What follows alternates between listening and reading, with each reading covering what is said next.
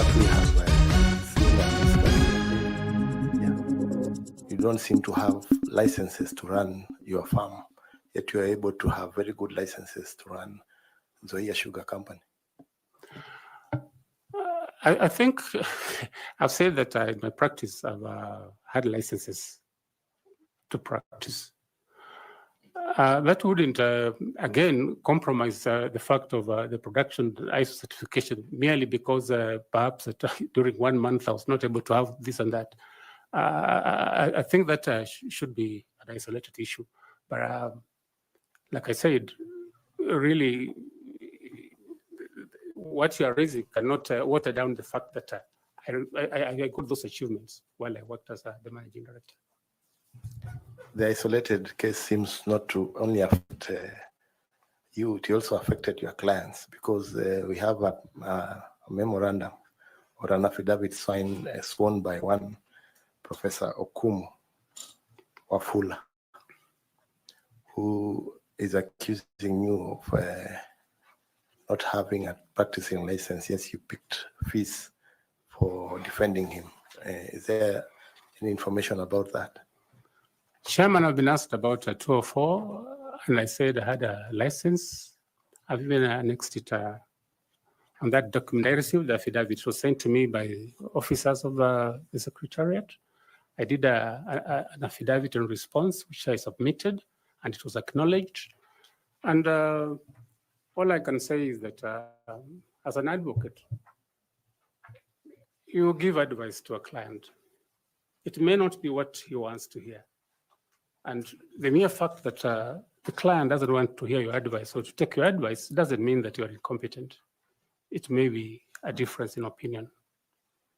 It is not proof that you're incompetent. I only gave advice, and perhaps if the chairman allowed me, I would say amplify what's in the affidavit. But all I'm saying is this, that the situation was that he was going to be struck off the case, and the opponent be given rights to administer the estate of the deceased person if we didn't take the action we took. And the man was in the UK. So we took the step after talking to the other beneficiaries in the estate, who agreed that instead of having this man take over administration alone, let's include whoever is objecting to be part of the administration of the estate. And that's what I did. I did nothing wrong. I took the advice I thought was in the best interest of my client. So the attached affidavit includes an attachment of from LSK. It indicates that Wasilwa Saul Simiyu, number P105/1780/88, working at BMS Advocates, practicing year 2024, practicing status inactive. That's true, Chairman. That document, I looked at it, but I've annexed the certificate of the practice certificate on my response for that particular year. Thank you, Chairman. Okay, Prof. Please take up. Chair, even as I start my session, I might request the Secretariat, if at all they have the response from Wasilwa, if they can avail it to us, because the only thing I see in this file relating to a practicing certificate is for the year 2022. So if there's any other practicing certificate of 2024, the Secretariat.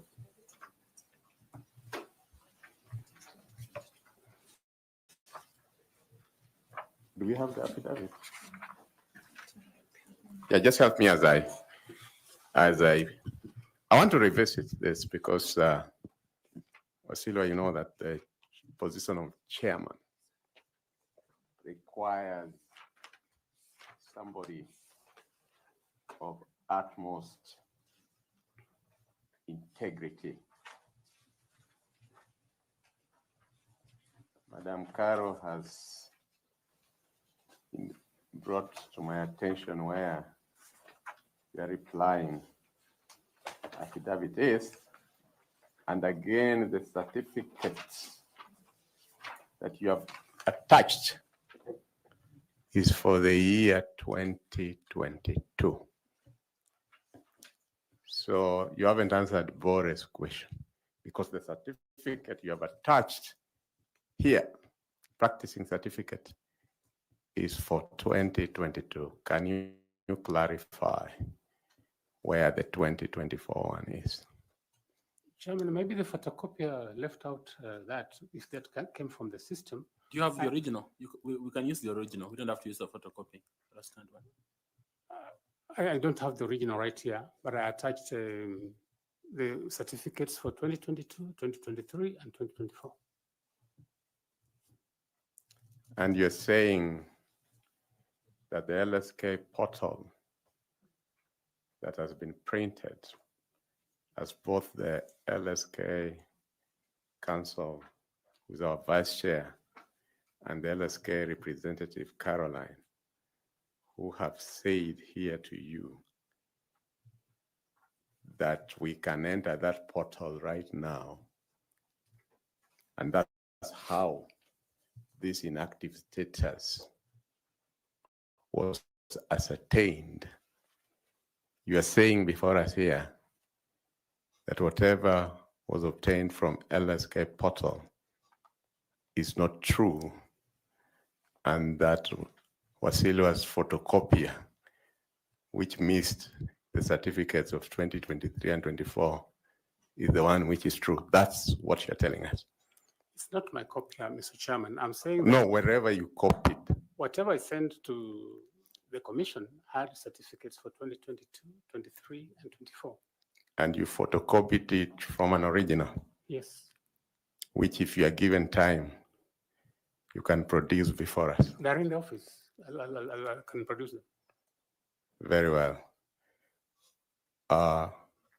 Between February 1 and now, have you had active cases? Yes, I have. You can tell us some of them? It's very recent.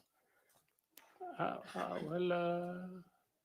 do a number of cases for the. No, just mention one of it. If you do a number of cases, as a lawyer, it wouldn't be difficult to just, even without having the case number, just tell us on this and this. That's the case I handle, or I'm handling. One of Winfrieda Dhiambo against Kenya Revenue Authority is pending for judgment. I think coming for judgment sometimes this month. In which The High Court in jurisdiction? Bungoma. Thank you. Mr. Wasilwa, as chairperson of IEBC, which you have asked to be, your leadership will be judged by your personal integrity, honesty, and ability to uphold your word under pressure. Can you share with us a specific experience from your professional career where your honesty, word of honor, and consistency were put to test? How did you navigate the situation, and what was the outcome? As a lawyer, you get, I've got instances when the opposite side wants to sit you down and compromise. One particular case was a criminal case where somebody was charged with a defilement. I am watching brief for the complainant. The girl was about 13 years old, and she was actually defiled, dropped out of school. She was pregnant, and somebody said that my continuing to act in the matter is inimical to his interests because he was likely to be jailed and he was an employee, that I should accept some amount of money and withdraw from the case, but I didn't withdraw from the case. Went on, he was convicted and sentenced. So I think those are instances that you meet when you practice law. Just as my colleague Bore intimated to you, the sugar sector in Kenya has faced persistent challenges, including financial mismanagement, low productivity, governance issues, and farmer discontent. Looking back on your tenure, what lessons did you learn in navigating the challenges of the sugar sector, and how would those lessons shape your leadership approach if you are appointed chairperson of the IEBC? The sugar industry is, sugar is sweet as a product, but sugar attracts very bitter politics around it. I pointed out when I began that when I was appointed managing director, questions were asked loudly whether a lawyer can manage a sugar factory. But I managed it for 6 years successfully. I insist that at the time I left, it was a going concern. It had money in the bank, staff were being paid, contractors had been paid in full. I had done annual maintenance, which usually takes anything upwards of 500 million shillings to do from the time I took over until the time I was leaving. So really, I did my best, but amidst the politics around the sugar industry, sugar is the only product which has sugar barons, like drugs. And so it shows you how vitriolic it can be, how dangerous it can be to work in the sugar industry. But somebody has to do it, and I did it successfully. Thank God that I managed. But all I can assure you is that I managed to circumvent the politics around it because it was so political. I managed to pay farmers, and there were no complaints at the time when I was working as managing director. That record is there. The record of profit making in 2012 and the record production of 71,000 tons is there in the company's books. So really, yeah, I think I have sufficient resilience to withstand political tornadoes and run the institution I did. Thank you very much. Yeah. Thank you. The sworn affidavit that Bore read was claiming about your lack of certificate in 2021 when you got the instructions. Did you have a practicing license for 2021? Chairman, I had. Okay. But the person who was going to court and representing your client was your partner, not yourself. There were two cases. There was one for probate and administration. I think their father had died and they were doing succession. That is the one I handled. Then there was a criminal one where he was complaining that his brother had destroyed his crop of cultivated produce. That one is what was handled by my partner. Okay, so his claims stand that you did not have a practicing license in 2021 because you didn't attach it in your response. The period was, he had attached there is 2024, which I'm saying, Mr. Chairman, that I had the certificate. They didn't talk about 2021. If they did, I would have attached it also. Did you read the letter that invited you for the interview? Yes, Mr. Chairman, I did. Did it ask you to bring your original certificates and testimonials? I did. I brought them, Mr. Chairman. And the practicing license is not one of those? No, it wasn't asked, requested for. It's not a testimonial in this case?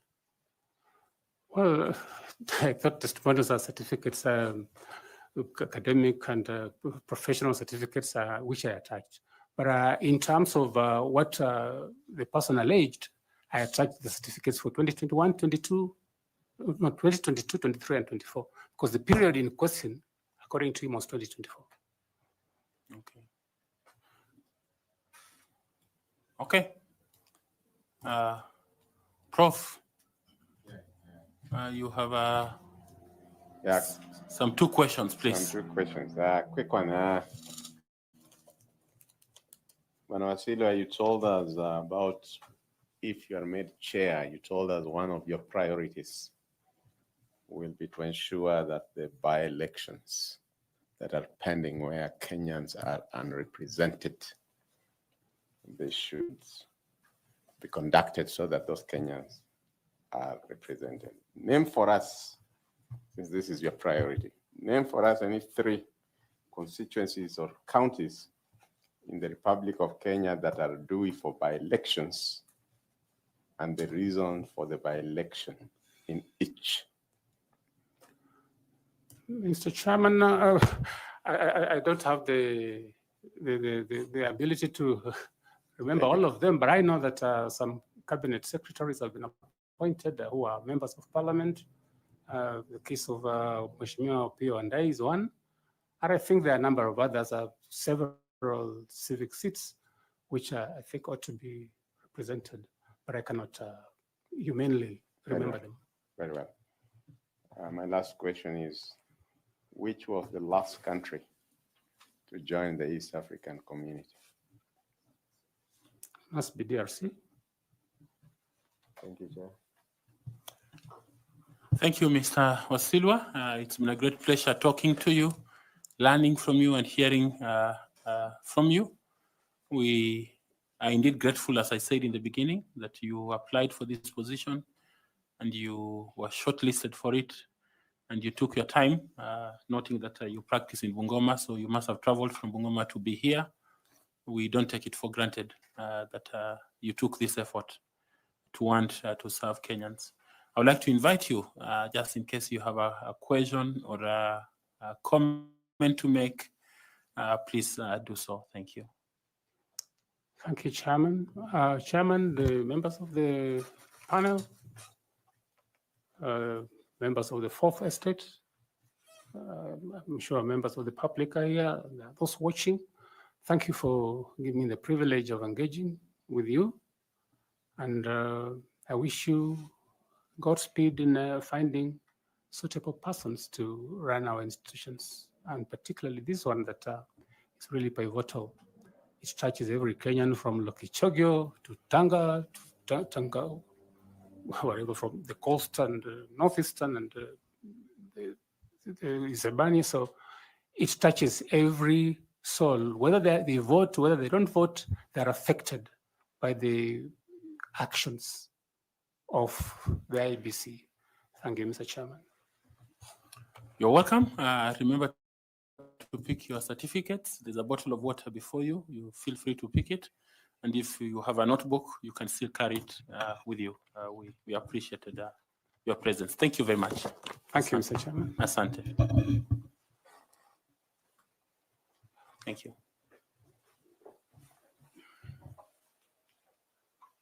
Thank you.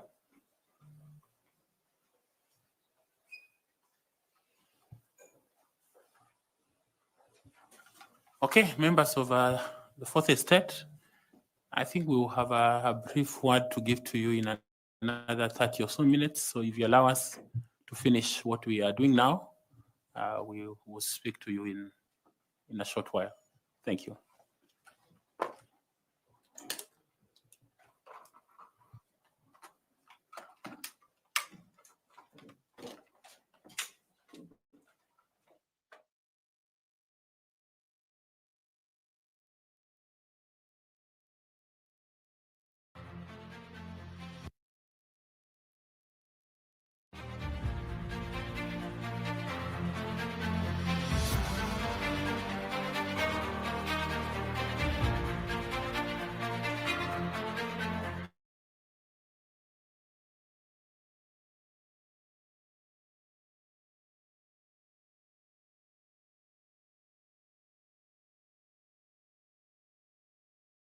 Are you looking for video live streaming services? You want your church services to be on air? You do not know where to market your goods and services? At Sound Candid Talk, we deliver the best live stream services for your events, product and service launches, conferences, weddings, and marriages. Reach on us today.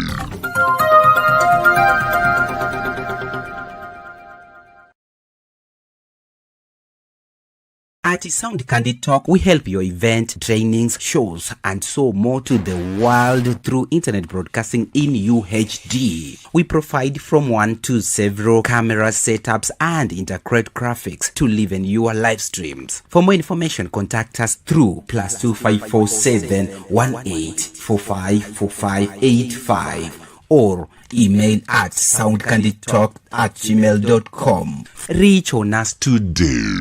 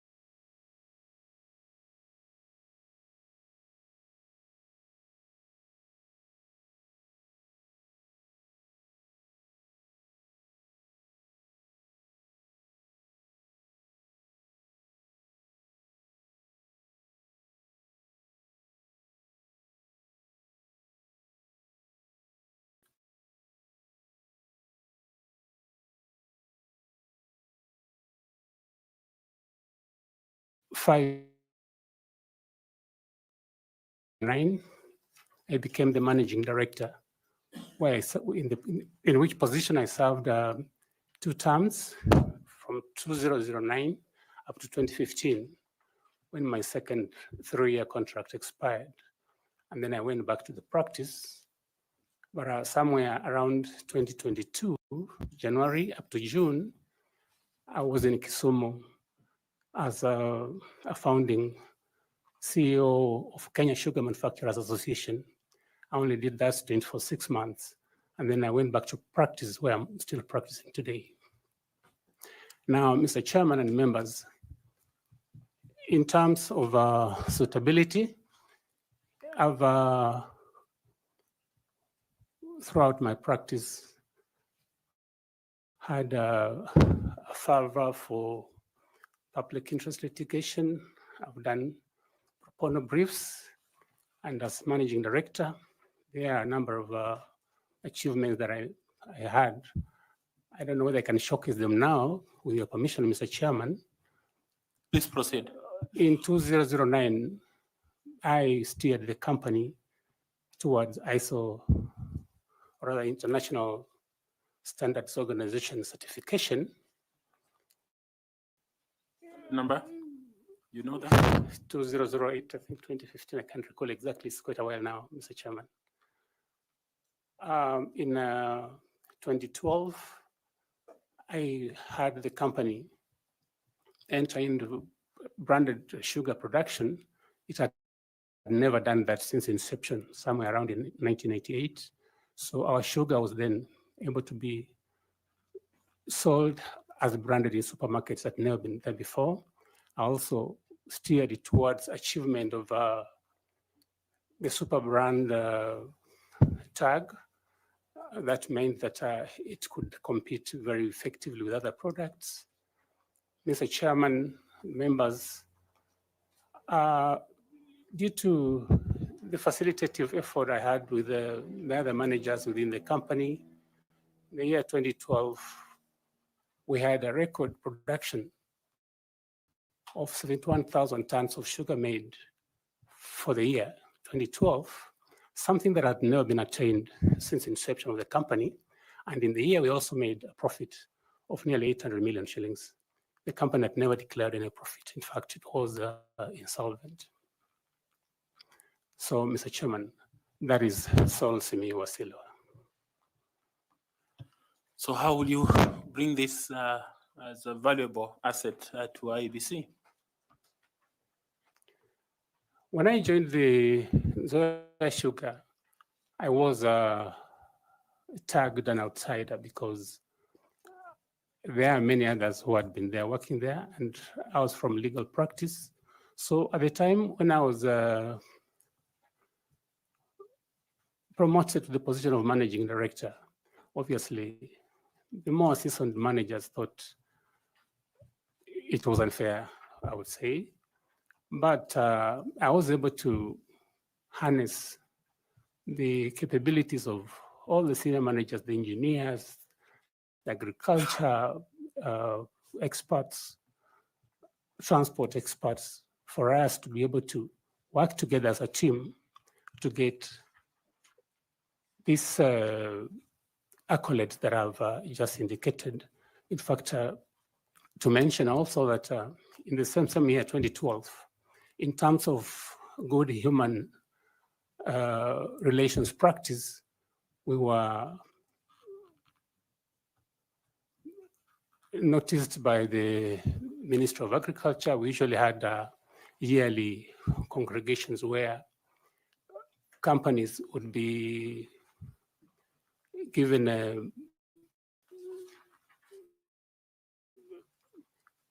to say some congratulatory for either being perfect or good in audit.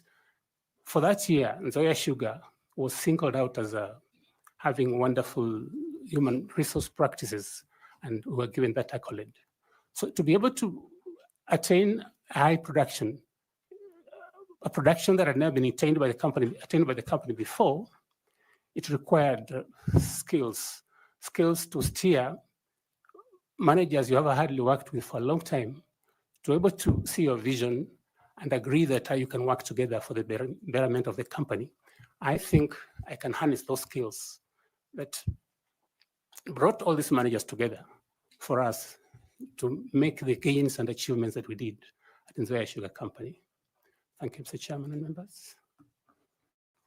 Thank you. Just out of curiosity, you made 71,000 metric tons in 2012, you said? Correct, Mr. Chairman. So was this out of the existing cane, or it was cane poaching? Because I noticed that this is the same time that Mumias was going down. Mr. Chairman, something else perhaps I didn't point out, there was never any cane poaching by Zoya Sugar. If anything, the cane that was poached during that period was ours. And through, again, my collaborative efforts with the managers in agriculture, we managed to develop a lot of cane, and we had excess. In fact, we were giving out cane to Mumias Sugar, Botali Sugar Company, and West Kenya because of the excess cane that we had developed during my period. And even up to the time I left in 2015, we had sufficient cane for milling. Congratulations. I want to ask Linda to ask you some questions. Madam Linda, please.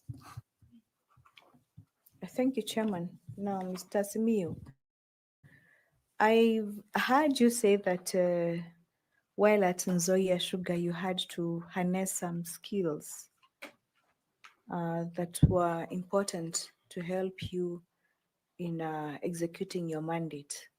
Now, are you able to tell this panel which skills are those that you harnessed while at Zoya Sugar?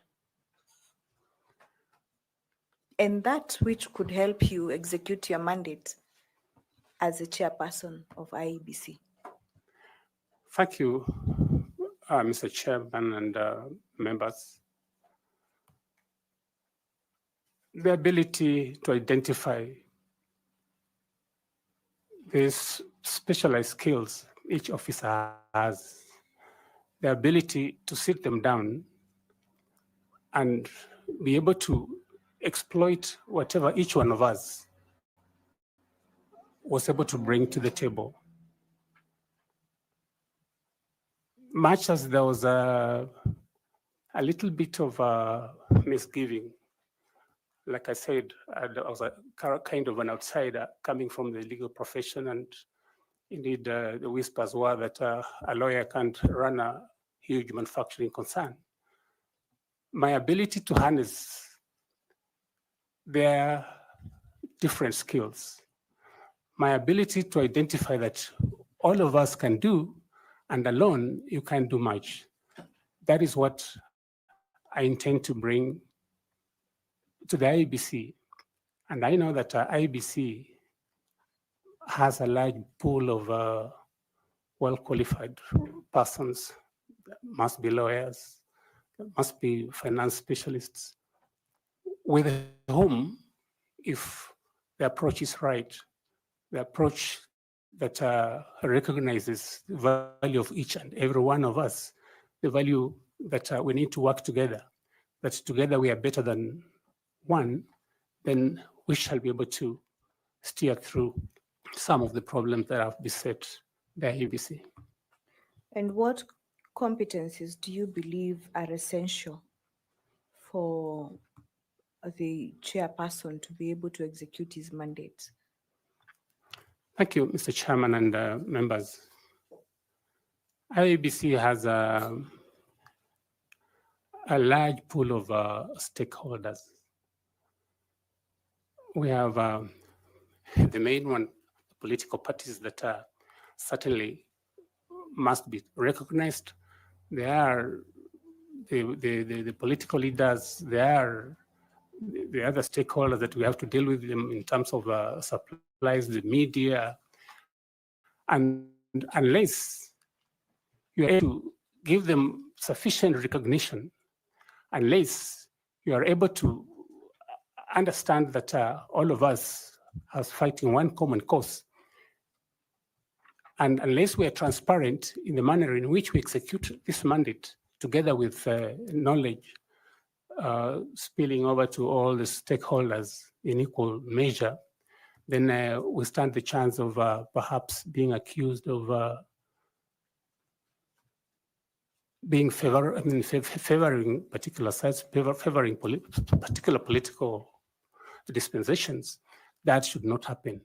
What we need to do is to move forward together with all the stakeholders, bring them together, and have one vision together as we move towards ensuring that we have an election that is credible. So in your career journey, do you have any particular instance where pressure was put upon yourself in execution of your mandate in whatever capacity that tested your leadership skills and you came out strongly? If there is, could you like to share that with this panel?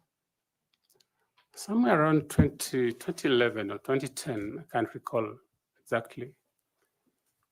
I was in Nairobi on official duty, and I was told that there had been a breakdown in the powerhouse of Nzoia Sugar Company.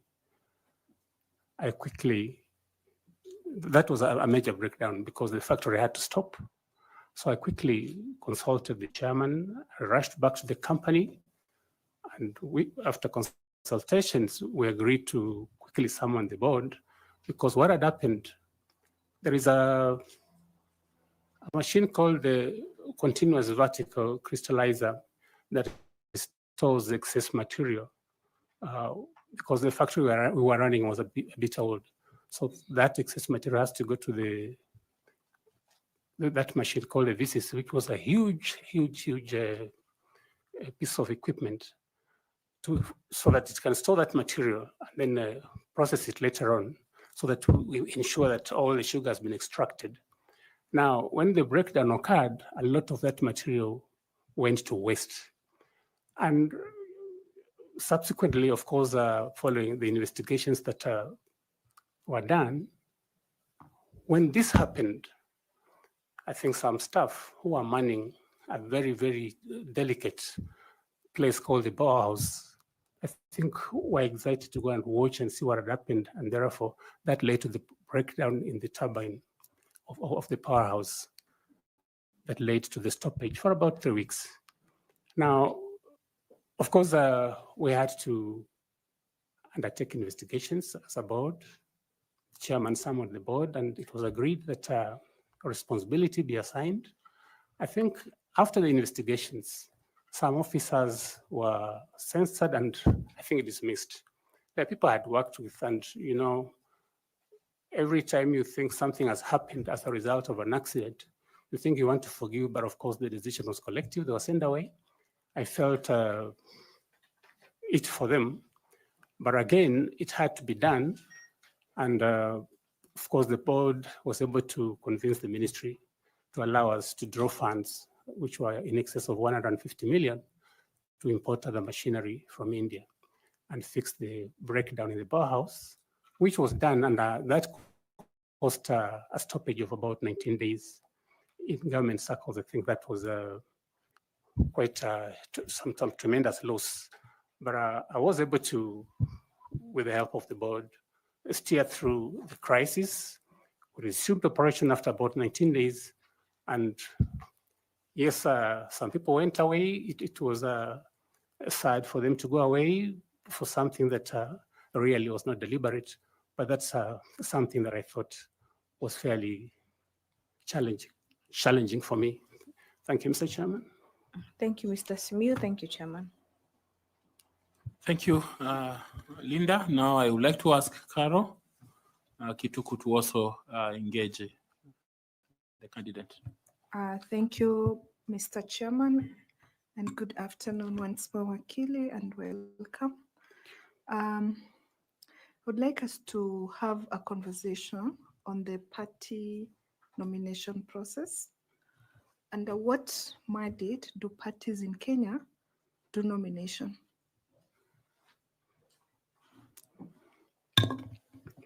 Yes, parties do. I do not know whether you're asking about the nomination lists or the nomination lists. Yes, in our election dispensation, there are certain realizations that have come that we need to be sensitive to the manner in which positions of leadership are distributed. And therefore, parties are given the privilege in the Constitution to nominate some members outside the elected ones to fill those positions that are meant to cushion against the 2/3 requirement in public service. Now, for Parliament, for instance, there are the 12 nomination positions, and which are, I think the parties are given to present those nomination lists prior to the election. And depending on how the party fares in the election, the distribution of the nomination seats will be in accordance with how they are fared proportionally. That also applies to distribution of the nomination seats in the county assemblies under Article 177. And of course, that nomination mandate also has to take care of the requirement that the marginalized groups have to be considered, women have to be considered, the disabled, and the youth. The law deemed it important that the party provide their nomination list, or what they call the party list, way before the declaration of results, or before the voting and the polling and the results. Why do you think this was necessary? Given our history, our electoral history?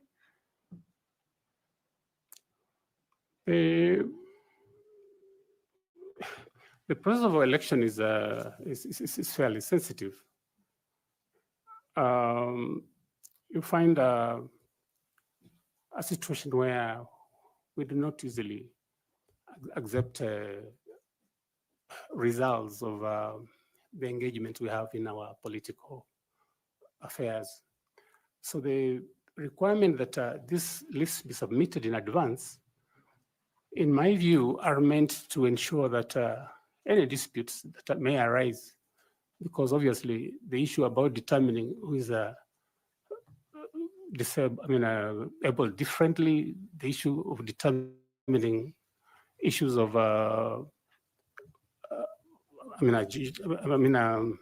people are marginalized would be contentious. And if they're contentious, the earlier we start the process and listen to these disputes and resolve them before the elections, the better, because then we have little disruption in terms of the programs for the elections. Okay, so there have been allegations in the time past that most of the political parties tamper with the party list as was made before the elections. So why do you think that is so, particularly for the special seats? Sometimes, for me, it is just the issue of discipline. Sometimes it's lacking. The feeling that so and so perhaps is a better friend who would give more and more votes, and therefore, I do not think there is any real reason why they should tamper, except for perhaps just some self-interest.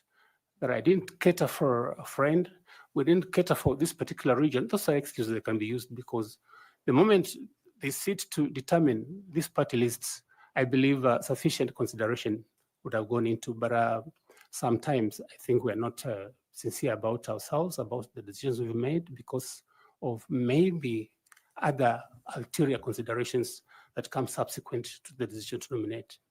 Yeah. So, are there any legal reasons or grounds that exist that actually mandate parties to change their allocation for the special seats?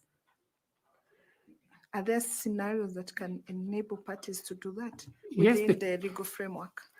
In my view, they can. For instance, if any of the persons who have been earmarked for that nomination, and perhaps from the manner in which the list has been presented is the one likely to maybe land the seat of the marginalized or women or youths, he dies. If that happens, then obviously that is a reason that would be a good reason for seeking to change the list of the nominees. It's on the reason, circumstances, any more? Somebody can possibly choose to change party allegiances, and really there would be no reason to maintain that particular person on the list. And I think it will be a genuine reason that can advance a requirement to change the list that have been submitted. So let's move on to another area, which is the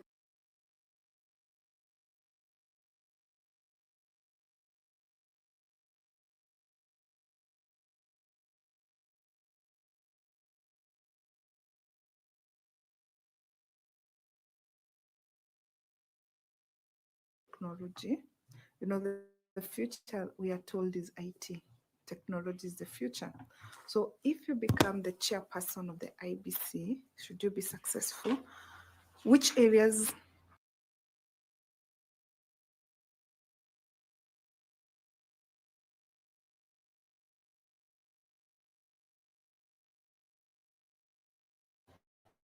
of the electoral system do you see amenable to technology outside the already existing areas that technology has taken into account? Any other area you think can be benefited from use of technology?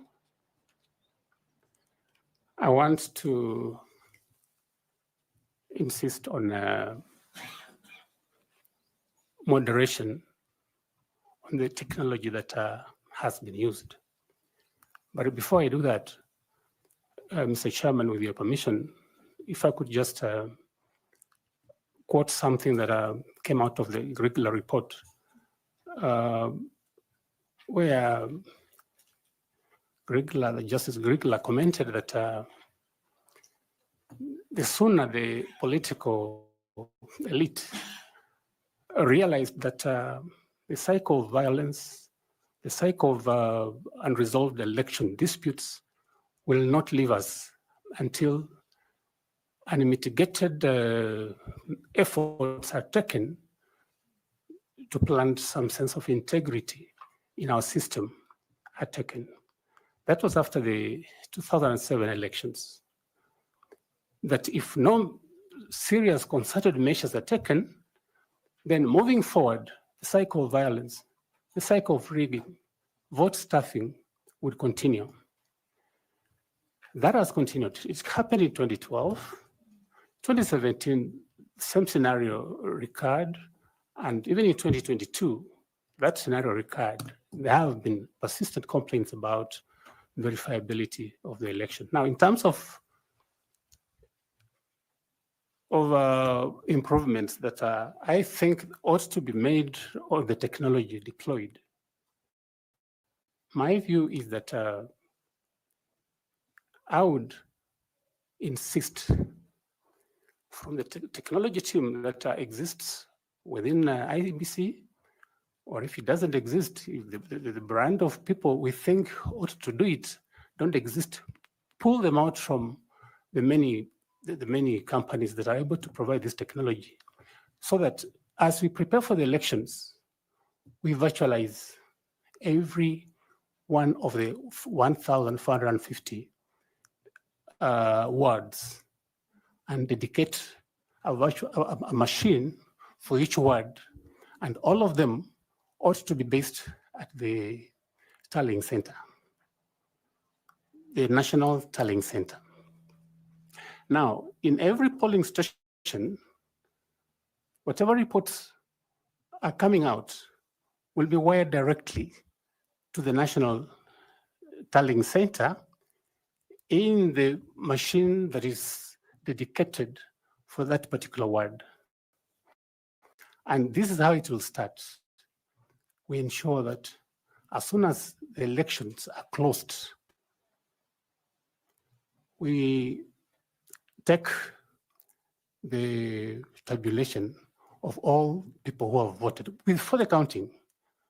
And in every polling station, those figures are through a special gadget sent to the National Tallying Center in the computer that is dedicated to that particular ward. So, Mr. Wasilwa, without looking like I'm interrupting you, Yes. I think that is currently what is happening. So we're looking at outside what is existing right now, what else can technology help solve to bring in the credibility of the elections process? I through the chair, I plead that I be listened to on this one, because we've not in the past insisted that we take the tally of all the people who have voted as soon as voting closes. What usually happens is that we take the list. I mean, the people who have been counted.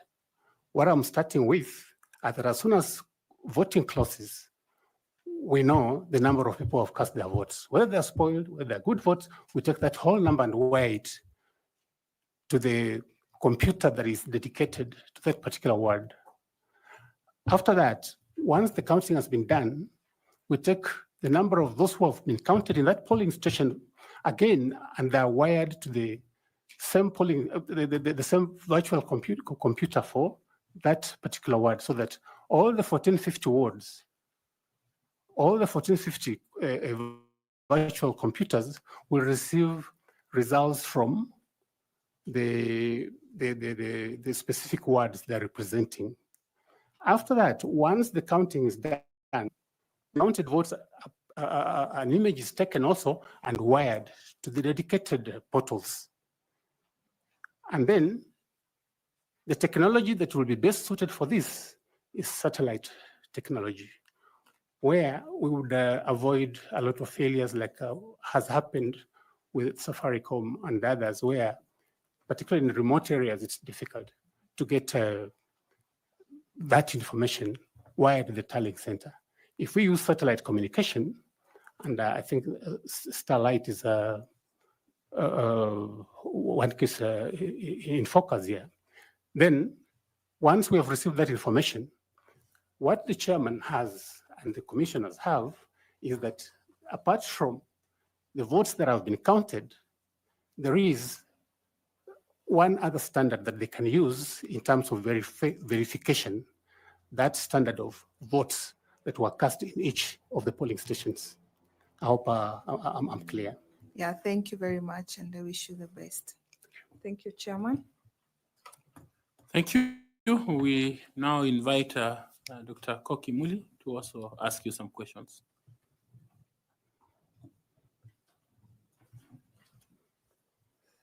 Good afternoon, Wakili. Good afternoon. And welcome again. Thank you. To this dialogue.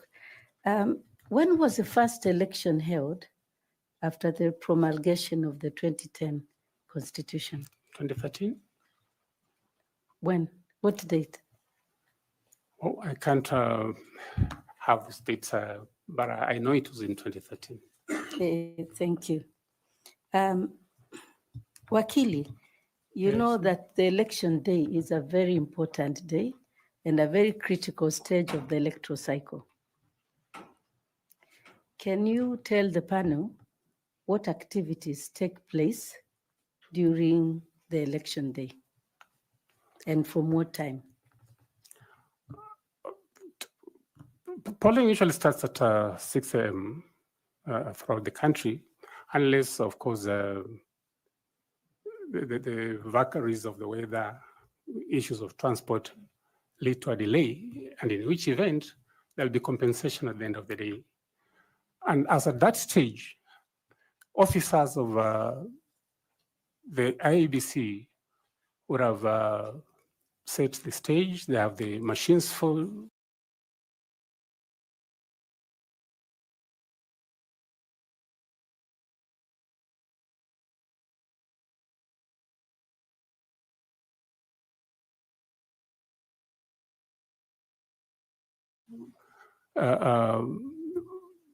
Ensuring that the voters are identified, the register is there, and as soon as they open, then people come in, they're identified, given the ballot papers, they mark them, and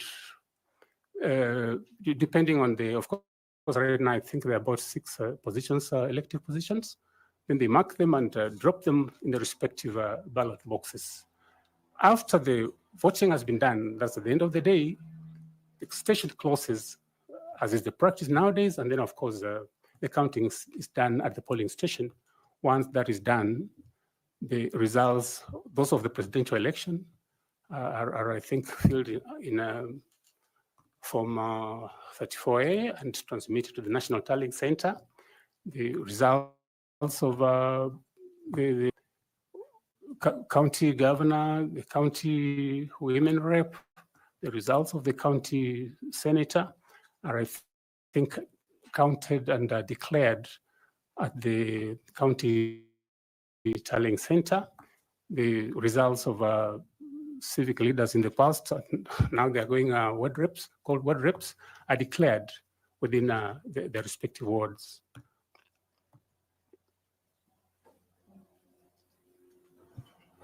Okay. Is there any announcement of results at the polling station? Results are not, so to speak,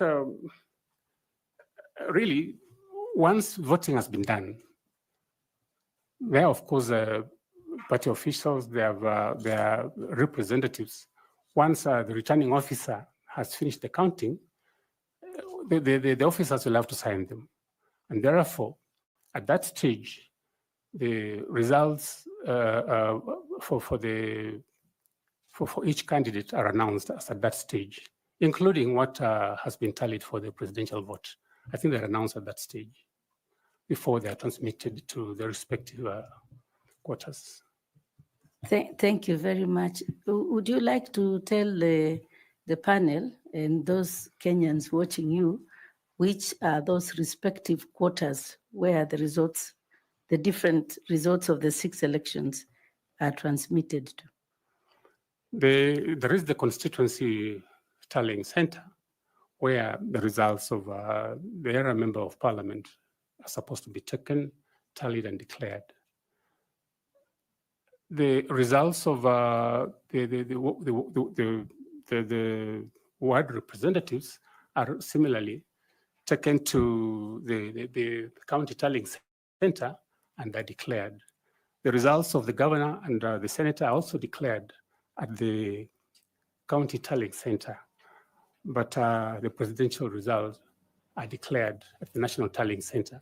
But after all parties that are represented in the election, that is, the agents have signed and certified that indeed that's the record of what was counted. Where are the results of the women rep taken? Don't take this as my inability to appreciate that they are a major component of our life and our elections. They are also declared at the county tallying center. Sorry, I just overlooked that, not deliberately. No worries, that's okay, Wakili. During the election day, there are specific duties assigned to the chair of the commission and the members of the commission. Since you wish to become the chair of the IEBC, so if you are successful, what functions or what role would you be playing on the election day? My view is that on the election day, the chairman has, together with the commissioners, sit together at the National Tallying Center to receive the results. They may not count them personally or physically, but through staff. Once the results have been counted, it is for them to have a conference and agree that these are the correct results, and then authorize the chairman to announce the results. But of course, we also know that the chairman has power from the recent decisions. I think the decision in the 2022 election petition, because usually you would find disagreements, and disagreeing is normal. Maybe going out there to vilify each other is where the problem could be, but inside your own caucus, where you are sitting to make a decision, you can disagree and then by a majority decide that this is the direction we're going to go. But the ultimate announcement ought to be made by the chairman of the IEBC. So besides announcing the results of the elections, as you say, and after receiving them, what else? The entire day, from morning to evening of the election day? Obviously, the results are, like in the past, keep trickling in, but my suggestion was that, like I was suggesting, if we can have them wired to dedicated virtual machines for each of the 1450 wards, it will be faster. But as I said, during the day, I think results keep trickling in. There will be disputes. There will be issues about just monitoring what's happening. And I think giving information to the stakeholders, because the moment you don't give information and perhaps there are delays here and there, then I think that brews the suspicion that brings about problems. But they must be engaged to consult with whoever wants to consult with them as the results are being tabulated and aggregated, and give periodic broadcasts of what is happening, and when, for instance, they expect to give a final tally of the results. Thank you. Just two more small questions. You keep on saying that results are relayed from 1450 wards. Are those where the election is conducted or where the election are tallied? What is the 1450 and which results are those that come from there? The 1450, Mr. Chairman, 1450 are the wards in this country. They count throughout the Republic of Kenya. For what results are coming from the 1450? There are both results for the ward representatives, the women rep, the member of parliament, presidential vote, senator, all the elective positions. Thank you very much. Lastly, what do you think, how long do you think when you become the chairperson of the IEBC, how long do you think is reasonable to have the declaration of all the election results in Kenya after elections? How many hours do you think we should declare? Because you said that the polling station closed around 5 p.m. If they are counting between 700 and 1,000 votes, they should be finished within, let's say, at worst, maybe 7 or 8 p.m. So from that period, how many hours do you think it should take with all the technology we have, with everything that IEBC is aspiring to be, and with the transformation that you have told us here you will do when you become the chair, if you're successful? What should we expect from you to announce? What time should we expect the announcement of results to be? Thank you for that question. Let me start by saying this, that the problem in the past has been that we take a long time to announce results. And this is basically because sometimes we are relying on technology that will fail because we're using one dedicated line to transmit all results to the tallying center. There'll be jams along the way. There'll be gridlocks along the way. That's why I'm having this proposal that instead of using one line of communication to relay results from every part of this country, let's have a dedicated virtual machine for each ward. And that way we avoid the gridlock, we avoid the jam, so that results are released faster. And if that becomes the case, then if polls close at 5 o'clock, or if there's been an extension, they go on up to about 6 or 7 o'clock, I expect that if these measures are put in place, we should have all the results at the National Tallying Center by about 9 o'clock. And the beauty of having to relay these results directly from the ward, from the 1450 wards, is that you do not give people reason to start being imaginative. They become imaginative when you have given them a chance to stay with those results as they count them. That's why I propose that whatever votes have been voted, you do not wait until the counting is done. Let's release first the raw figures of how many people have voted. That is a check in the sense that if anybody wants to bring in more results, at the end of the day, when you're at the tallying center, we'll say, but the initial results we received were that there are only 400 voters here. How come now you have 500? That is a very, very, very good check. So for me, if this is implemented, then by about 10, 11 o'clock, we should have all the results of the tallying center.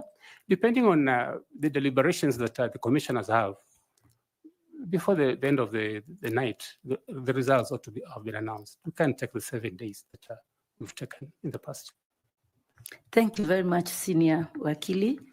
Thank you very much, Chair.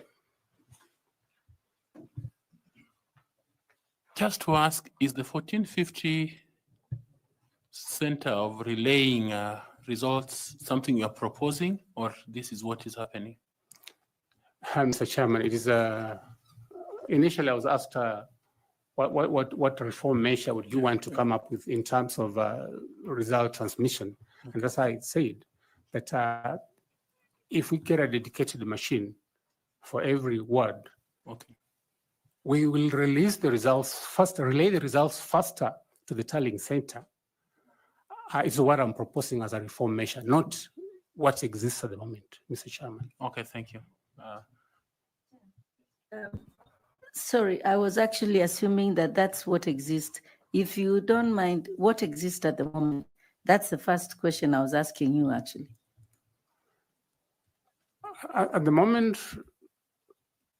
the results are all released using one dedicated line.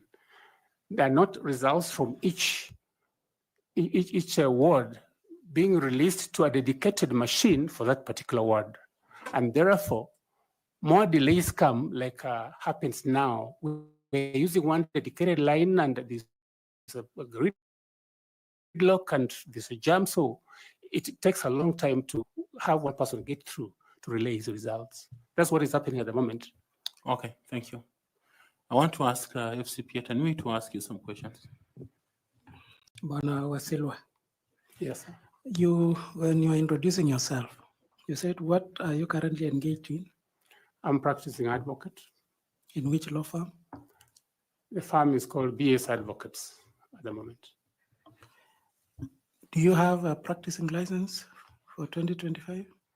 We have applied. We're waiting for it to be submitted. We have up to 31st of March to get the certificate, and I believe I'll have it because we've applied. So as of now, you're practicing without one? Well, like I said, Mr. Chairman, usually at the end of the year, the financial year, we have to get an accountant certificate. Once you get the certificate, then you put together all your papers and send them to the Law Society. And we have a grace period up to 31st March to get the practicing certificate. Okay. I've also seen that you're a member of Chartered Institute of Certified Secretaries, actually, Institute of Certified Secretaries. Yes. And the status is that you have outstanding dues and insufficient CPDs. Yes, Mr. Chairman, that is true. I do not practice as a certified public secretary for a long time. And as a human being, sometimes you could easily have something delayed. In fact, I've been in communication with them. I have fees of 12,500, which I ought to pay, and I'm going to pay so that I make my record clear. Why I'm specific on that one is that you are a company secretary for Nzoia before you become the MD, isn't it? Yes, I was. And that is what led you to who you are in terms of your career growth. And you would be of, how would I put it? That should be it's what built you. It's what made you the CEO. You are the CS.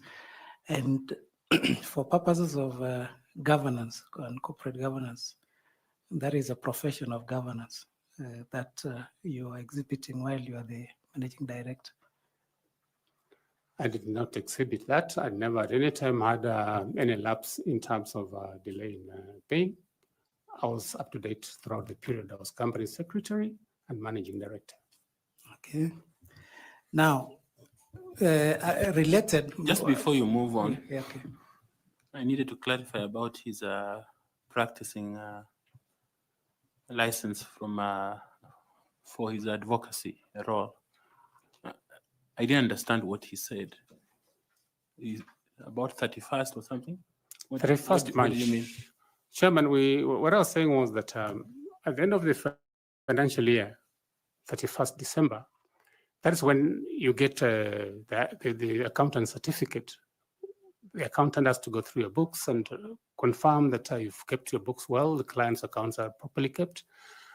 That is one of the mandatory documents that must be submitted to the Law Society when you apply for a practicing certificate. And we usually have a grace period of up to 31st March to pay and obtain that certificate. Okay, Caro? Thank you, Chairman. Mr. Wasilwa, I hear you saying that you have applied for the practicing certificate. Do you have that evidence, the receipt for payment? I haven't carried that, but Okay. given time, I'll provide. The Advocates Act stipulates that a practicing certificate is valid for 1 year. And it's very clear, it's valid from the 1st of January to the 31st of December. And the grace period normally it is not that long. When did you apply for the practicing certificate? It must have been early this month, and I'm sure I'll have it before 31st of March. Okay. I'll provide it even to this committee if necessary. The grace period is up to 31st March, Mr. Chairman. Okay, Council Member Linda, please. Allow me to comment, Chair. Mr. Simiyu, that is not the position.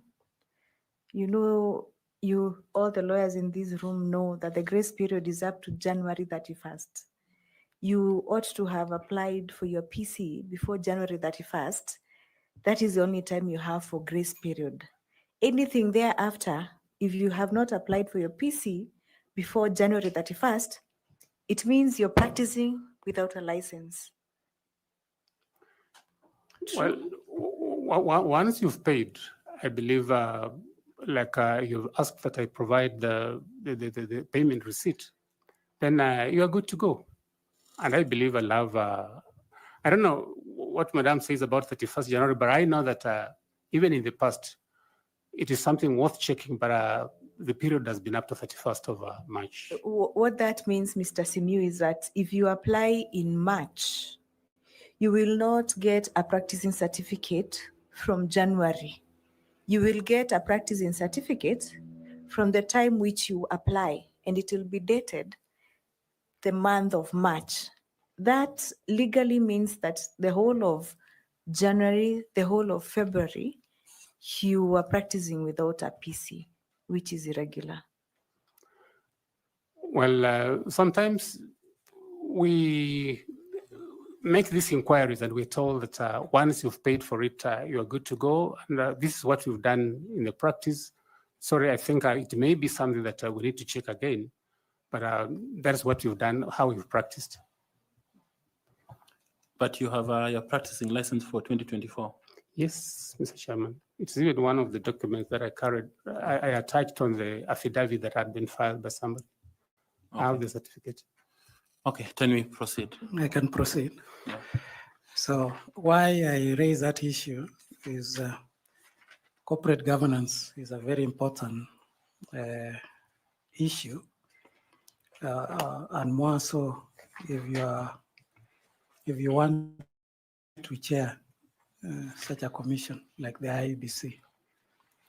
And I was keen on your certification as a corporate secretary or company secretary, having been one yourself.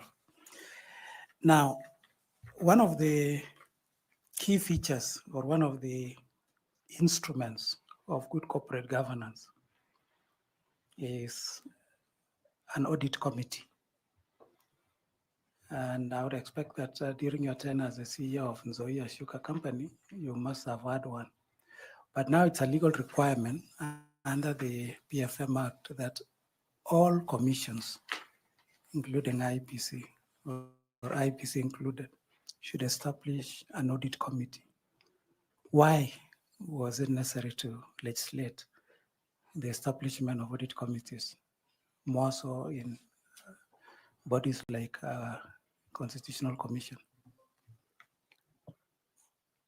I think, Mr. Chairman, issues of financial impropriety are have been rampant. I think they're cited even in this commission. I think audits are flagging certain issues that need to be addressed.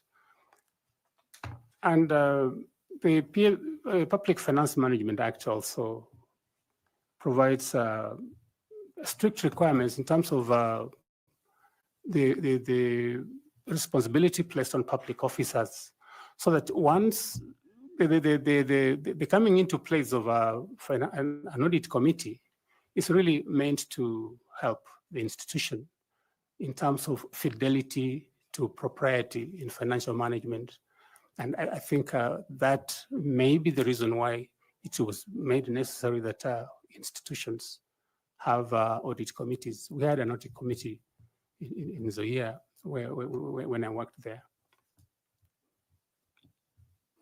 So is it something that as a chair, of what value will it be to you as a chair of IEBC if confirmed? The audit committee would gives you internal assurance that things are running well, because the committee is supposed to be independent in the manner in which it operates. They don't report to the CEO, like in this case, the secretary to the board, for obvious reasons that maybe he's the one who is being audited. They have some dotted line where they report directly to the board. And if there are any issues that are going on below, under the table that maybe the CEO may not want to disclose, those would be disclosed in the audit committee, and I think can be sorted out before they're escalated out to the National Audit Office. I think it is very useful for the commission to have that audit committee, because then it raises the red flags, and the early warnings come from the internal auditor, who will say that if we continue like this, this is bound to be a problem. I think it is a very necessary committee for operations of this institution. Thank you. And my last question is that you will be joining, if confirmed or if appointed, you'll be joining a commission where you as a chair and the other 6 commissioners will be new. There is already an existing secretariat in place and technical officers. So how will you as a chair be able to work together with the new commissioners, at the same time ensure that the secretariat that are there are able to support you in the process without having any issue of infights, conflicts, and create cohesion and harmony within the commission?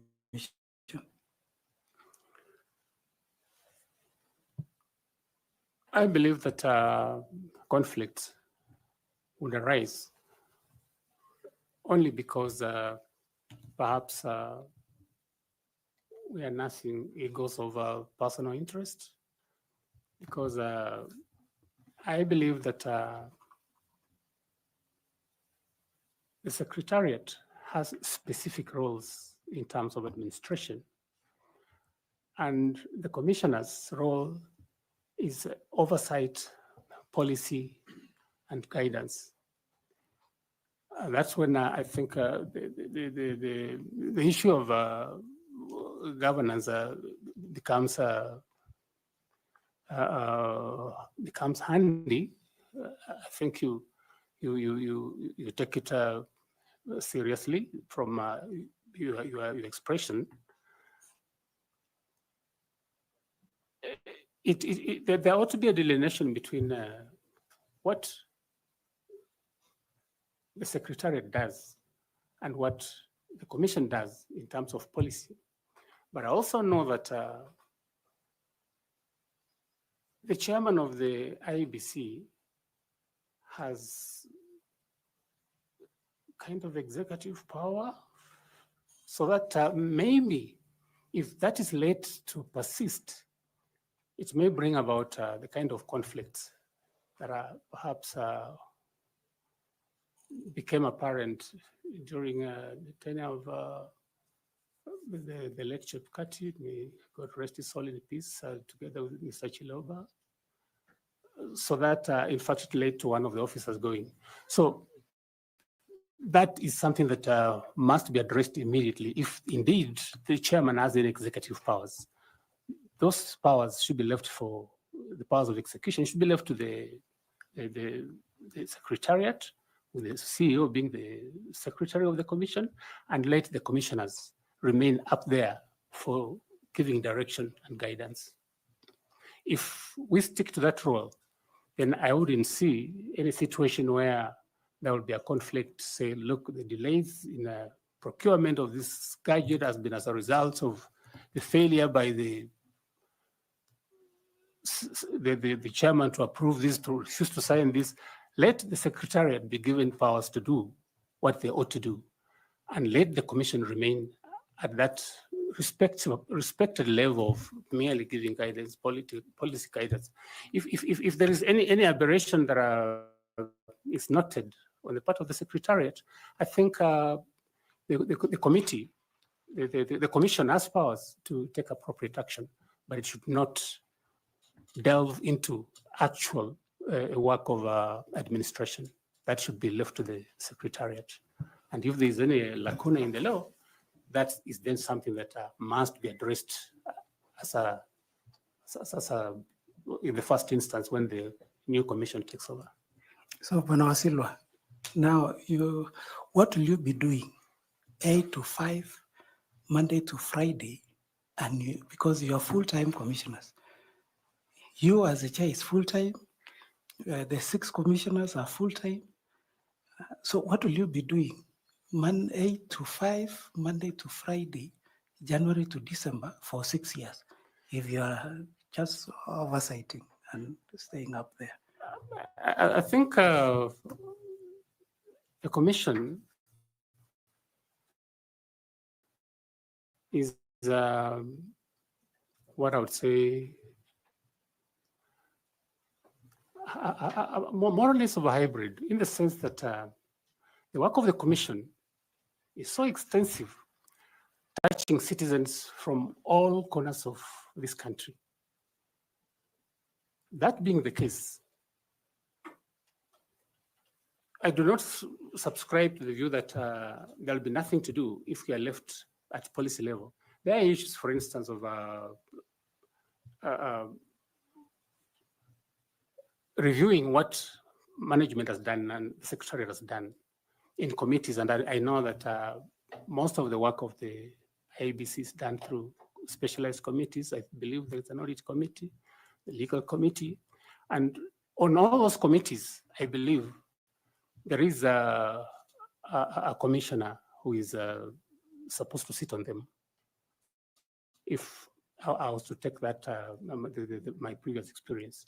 And so when they sit on those committees, I think there are issues that will arise at every given time that I think the commission will address, the commissioners will address, and not assume to just sit for six years without doing anything, because matters that are done by the secretariat must necessarily get the approval of the commission before the implementation is done. Reports must be made, escalated to the commission before implementation is done. So I believe that there is work to be done, and done even on that daily basis. But if that would entail moving into a conundrum where you are now doing, the commission is now doing work that is supposed to be done by the secretariat, then I think at that stage, it has not happened yet. At that stage, then perhaps somebody can start thinking about seeing whether commissioners should work part-time. But knowing the problems that the commission has, knowing the limited time that it has, for instance, for organizing the next election, I believe that a full-time occupation for the commissioners is necessary at this stage. But if for any reason, there's reason to believe that perhaps they're being paid for not so much work that is being done, then I think policy should shift. And we said now I think we sit as on a part-time basis. Wish you well. Thank you, Chair. Okay, before I come to you, Madam Linda, please. Thank you, Chair. Now, Mr. Simiyu, I would like to take you back to the matter of the PC, because part of our work as a panel is to ensure that we have a very honest chairperson who will be able to give Kenyans transparent and accountable elections. And also to caution you that there are several lawyers in this panel, and therefore the questions that I ask, kindly be honest about them. So you say that you have applied for your PC for this year. I say so, Mr. Chairman.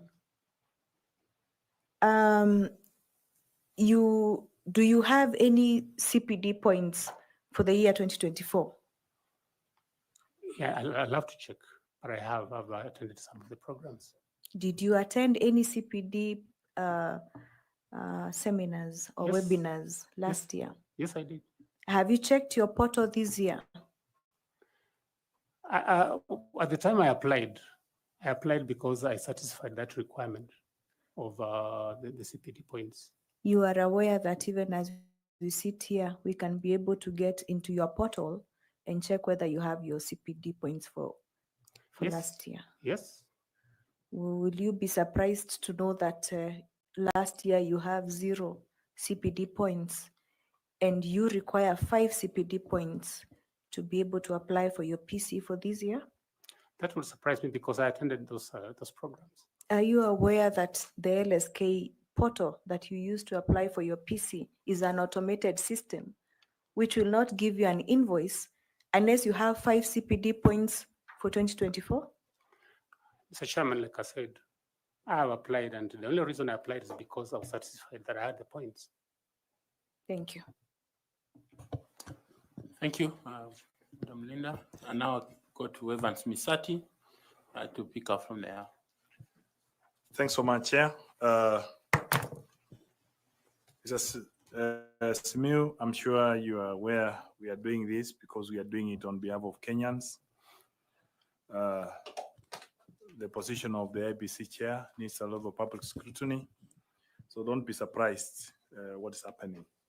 Now, I want to take you back to where you said you have been in leadership positions or in charge of institutions.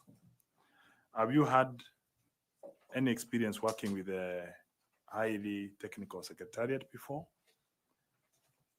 And how did you balance the effective oversight without micromanaging either the secretariat or the staff, if you have had any experience? Because you have said you have been in managing director, CEO, or something of that kind. Where I worked as managing director, I was the one in charge of the team to execute. So really, I would delve in and understand what managers were doing and guide them. I was sitting on the board as a secretary, but my actual mandate was to be the manager. I'm the one who liaises between the management and the board and to report what is happening on the day-to-day management of the affairs of the company. That was my responsibility. So really, the issue of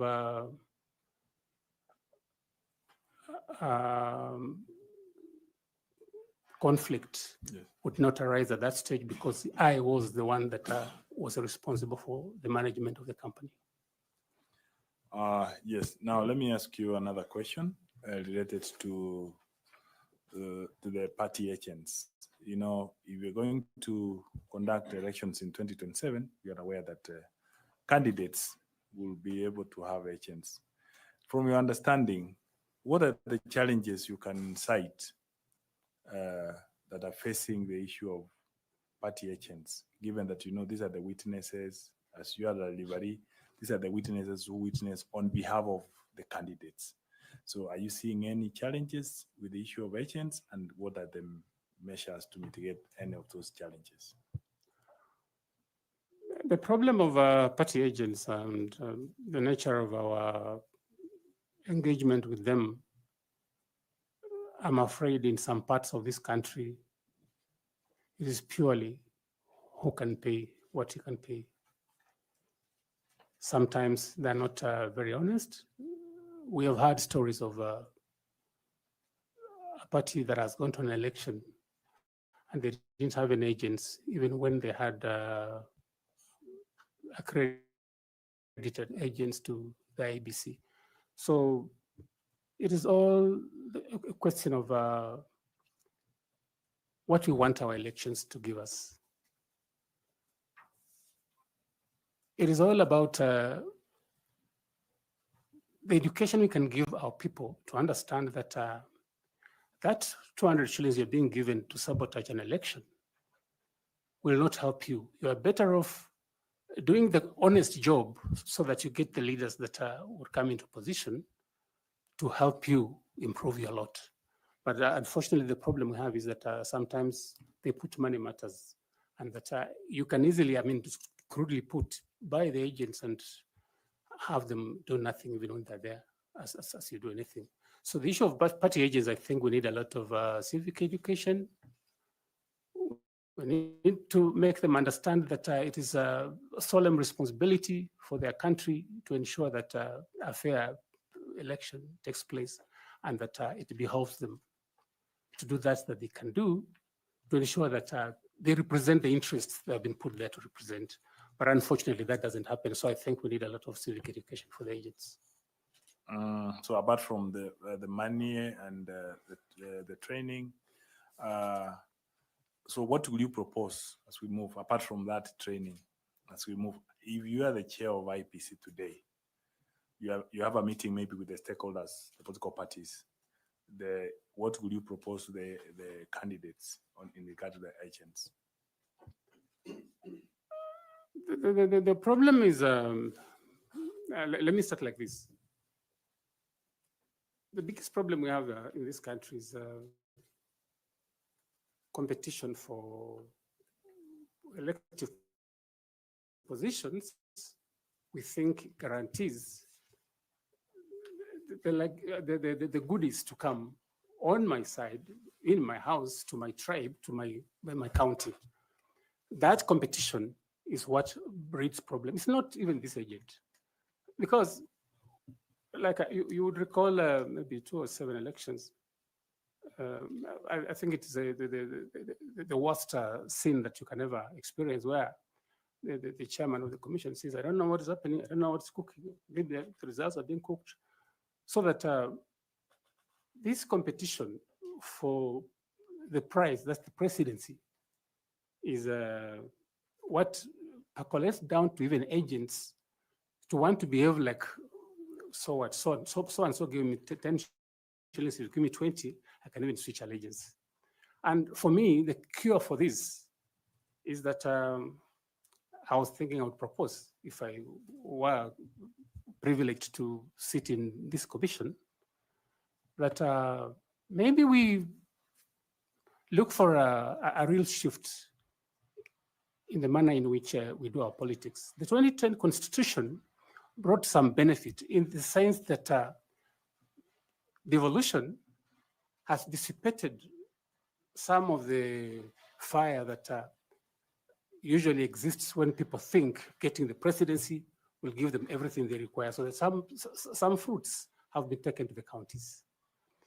Can we think, for instance, of, and I think that has been touted before, a rotational presidency?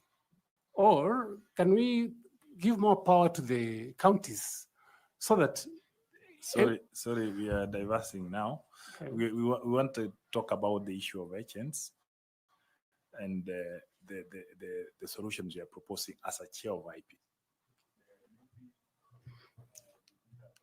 Way of looking at it, maybe in terms of improving the systems of voting, or and other things. Maybe if we can have IT electronic systems, so which does not need the agents, the manual. So let me go to my last question. If Can you- comment on that? You want to comment on Just that? to clarify what I was saying, Yes. that if the mindset can't be changed and you're choosing to work on the agents to make them look like saints when all other players are doing things their own way, we will not get anywhere. That's what I was trying to say. I'm sorry. Now, assuming you find favor with this panel and you are the chair of IEBC, what would be your priority action or things to do before the 2027 general elections? Just mention a few. There's the issue of boundary delineation. I think that's the number one priority. The issue of the by-elections that are pending. People have been disenfranchised because of there not being this commission in place. But also, as a first step, I think we need, as a new team, to understand what our responsibilities are. You won't just move in and start going to Isebania to try and work on the boundaries. We'll need to get initially an understanding of the operations, the guiding principles, the guidelines in terms of how the commission operates. Once you have understood that, then of course, like I said, the immediate issues would be planning for the next election, the issue of the delineation of boundaries, which is overdue. And I think constitutionally, I don't know, that something has to be done to get the mandate to go on with the exercise of delineation, because the 12 years are long gone. The 12 years the Constitution requires within which boundary delineation has to be done. So that is a priority. By-elections are a priority. Just getting to understand what needs to be done so that this team can move forward as a team, again, that is a priority.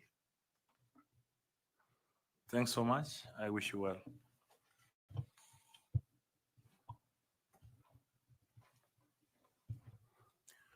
Mr. Wasilwa, what will be involved in boundaries delimitation, if that was your priority before 2027? I know that since the last exercise was done, I think more than 13 years ago, there has been a population growth. And in terms of creating new entities for parliament, new entities for the wards, I think that is what it entails, that we look at the population, the population quota for the entire country, must understand what areas need to get additional boundaries, additional wards, additional constituencies based on the provisions of the Constitution, which require utilization of a figure called quota, which is a proportion of the number of wards or the number of constituencies we have against the entire population of Kenya. Once that is determined for each area, then we would look at it in terms of the numbers of the people, the geographical reach, cultural issues that would require that the people want to remain together as one entity. So those are the issues that must be looked into in terms of the new population demographics. And you think that this can be accomplished before the next election as a chair? That is a very a tall order, because the budget issues, I know some money has been asked for, but it is indeed a tall order. Ms. Fatuma? Koki? No, Ms. Fatuma, please. Thank you, Chair. Mr. Simiyu. Yes. Generally, stakeholder engagement is expected to bring to fruition trust, buy-in, risk management, and so many other positive tenets. For instance, come the chair IEBC and you are faced with a situation where there are stakeholders who are hostile, who do not completely trust what you're doing, or just have a negative attitude towards working with you, working with the Commission generally. What would you do in such circumstances? People who don't want to work. For whatever reason, at times they could be because out of lack of trust, or maybe other vested interests. They just do not buy in and do not support what you're doing. My initial submission was on the best way of creating that trust, where people will know that once an election is done, the system that has been installed is not subject to tampering. I've indicated we need a dedicated satellite system that will be used. Once they are convinced that a credible result will come. I'm just saying, in this special circumstance, Yes. you find a stakeholder who's hostile. How do you address? For stakeholders, they are stakeholders, and they are stakeholders because, rather, we are there because of those stakeholders, and you must find a way of talking to them. If you can't talk to them, send a team to talk to them. If you can't have a team to talk to them, let the elders talk to them. But for God's sake, there's no way you are going to avoid any particular segment of the stakeholders, because then they're the ones who are going to explode tomorrow. If they come to the office screaming fire, you are responsible because you are in the office, you must face them. But if you don't think you will face them, because these things are going to occur unless some of these steps that we are talking about are taken, don't try to look for the job, but be there, face them, tell them this is what we're doing. Even if you're doing nothing, that of course, from their perspective, they think you're doing nothing, but at least you must be able to meet them and talk to them, listen to them, and find ways of addressing the issues there. Because of course, they won't be unreasonable to just come and start a fire unless there's really something that they believe in. Like, for instance, when they believe somebody's stealing the election and they come and explode. So that constant communication, that constant engagement with them, and the ability to go before them and explain what is happening, I think it is important. But if they have come now and they're breathing fire, I believe that you must just find a way of talking to them. You can't run away because that is your responsibility and somebody has to do it. Supposing you are unsuccessful, how do you protect the Commission's functions and ensure that you are able to conduct the elections and the outcome is unaffected if these stakeholders, if you're not successful in convincing a certain portion of the stakeholders? That's what I'm saying, that every time we sit together and try to talk, I think we'll find a solution. I don't think there are stakeholders who would come and say, today, I must kill all the commissioners because they failed to do ABCD. Maybe it's because they don't have information. But once you give them information, I'm sure they'll mellow down and I think listen to reason. You can't close down the office.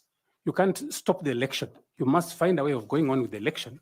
But of course, in situations where things become like, we are not here talking about the headquarters, perhaps a particular electoral area where they have genuine grievances about something that you think indeed there is a reason for culpability, then I think the commission has powers to stop an election if there are genuine grievances about their feeling that perhaps fairness will not come out of the election.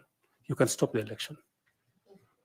Yes, there are certain areas. I remember during the 2022 elections when I think parts of Kakamega elections were postponed for reasons that there was no guarantee that there will be safety. And I think they were held subsequently. So it's possible that you can stop the election for a while until conditions favorable for undertaking the election can be obtained.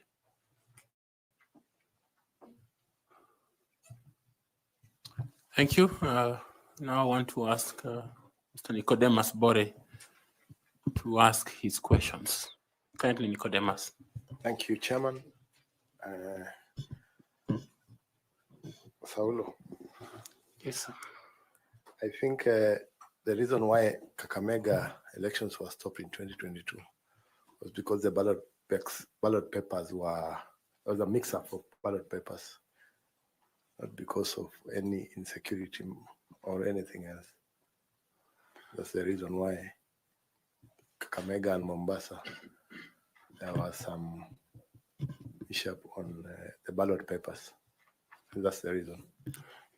Yes, Mr. Chairman, like I agree. That's, But, that's just an information. What I was trying to say was that conditions may prevail that are inimical to holding a successful election, and they may not be necessarily about the big mixture of ballot papers. Any other reason, like extensive violence, can I think cause a postponement. True. You served as the MD of Nzoia Sugar Yes, Mr. Chairman. for how many years? 6 years. And CS for how many years? 5 years. So you served at the management level, the top management, for a period of over 11 years. Correct, Mr. Chairman. At the same time, you were still running the BS and Advocate Company. Now I was running it at that time. In fact, from 2004, and I was running as Wasilwa and Company Advocate, and I had relinquished that to somebody else. So when I stopped working, that's when I went to join into the partnership of BS Advocates. Okay. So remember, the sugar sector in Kenya has faced persistent challenges, including financial mismanagement and low productivity of sugar and sugarcane, and the governance issues, and sometimes even farmers' discontent. So looking back on your tenure, do you have any specific successes that you can point out as your contribution to the industry as a whole? I believe I mentioned them. One that stood out was the fact that when other companies had no cane, my collaboration, my coordination with my managers in agriculture had developed a lot of cane, both in the Outgrower Reach and the Nucleus Estate, but we never lacked cane while I was the managing director. And indeed, these issues of cane, lack of cane, came after about 2016 when I had left. But even when it was acute for other companies, Nzoia still had cane. So cane, as an issue, was we didn't have a problem with cane. Again, I mentioned that during my tenure, we had ISO certification.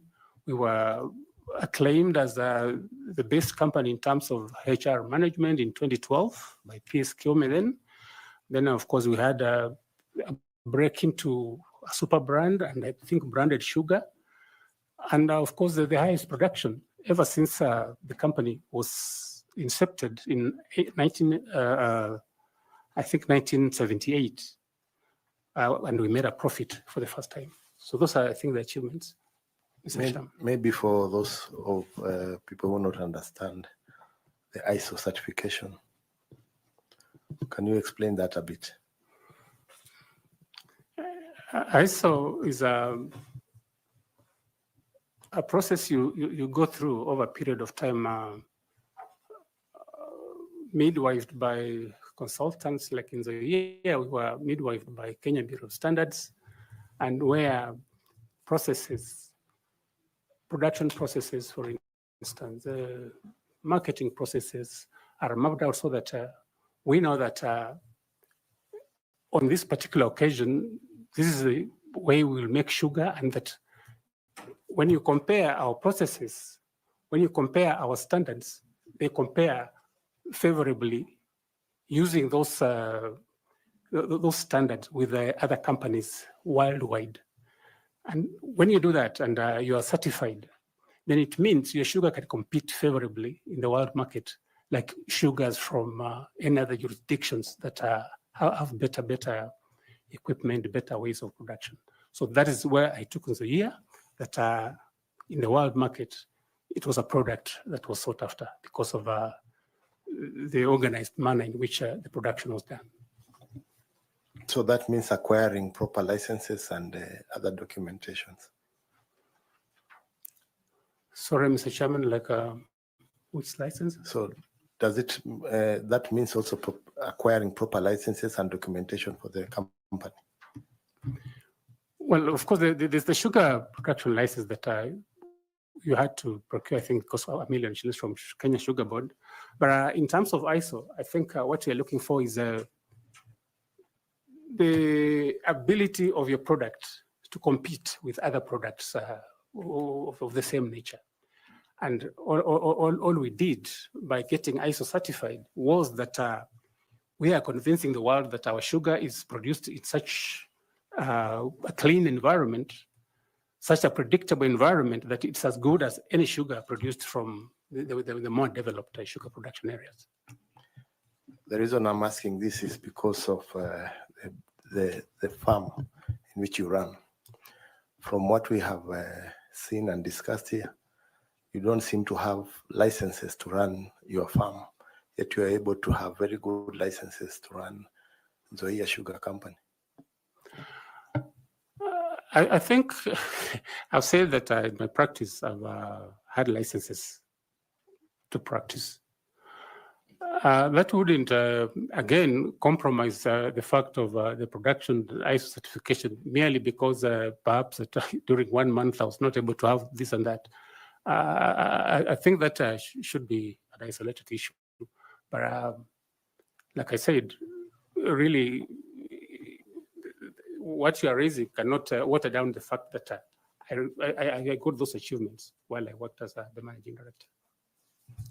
The isolated case seems not to only affect you, it also affected your clients, because we have a memorandum or an affidavit signed, sworn by one Professor Okumu Wafula, who is accusing you of not having a practicing license. Yes, you picked fees for defending him. Is there any information about that? Chairman, I've been asked about 204, and I said I had a license. I've even annexed it on that document. I received the affidavit. It was sent to me by officers of the Secretariat. I did an affidavit in response, which I submitted, and it was acknowledged.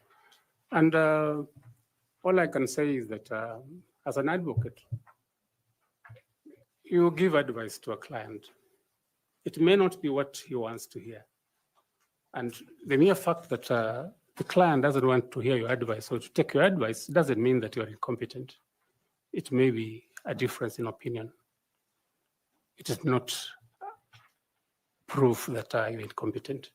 I only gave advice, and perhaps if the chairman allowed me, I would say amplify what's in the affidavit. But all I'm saying is this: that the situation was that he was going to be struck off the case,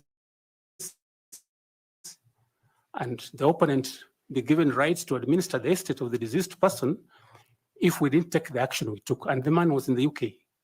So we took the step after talking to the other beneficiaries in the estate, who agreed that instead of having this man take over administration alone, let's include whoever is objecting to be part of the administration of the estate. And that's what I did.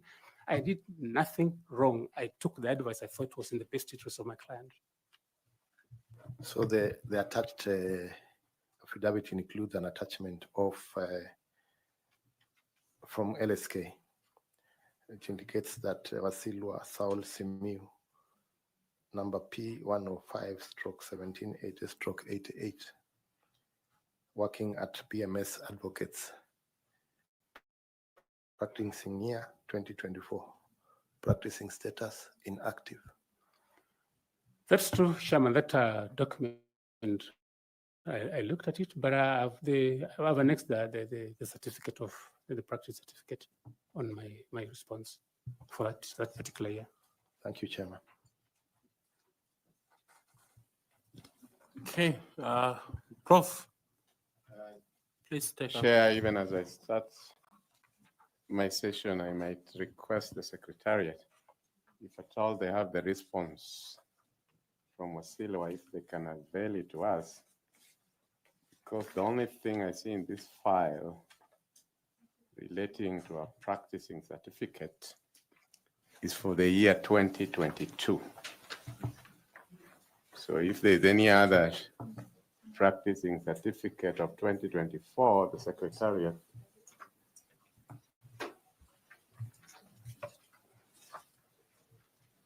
Do we have the affidavit? Yeah, just help me as I want to revisit this because Wasilwa, you know that the position of chairman requires somebody of utmost integrity. Madam Caro has brought to my attention where you are replying affidavit is, and again the certificate that you have attached is for the year 2022.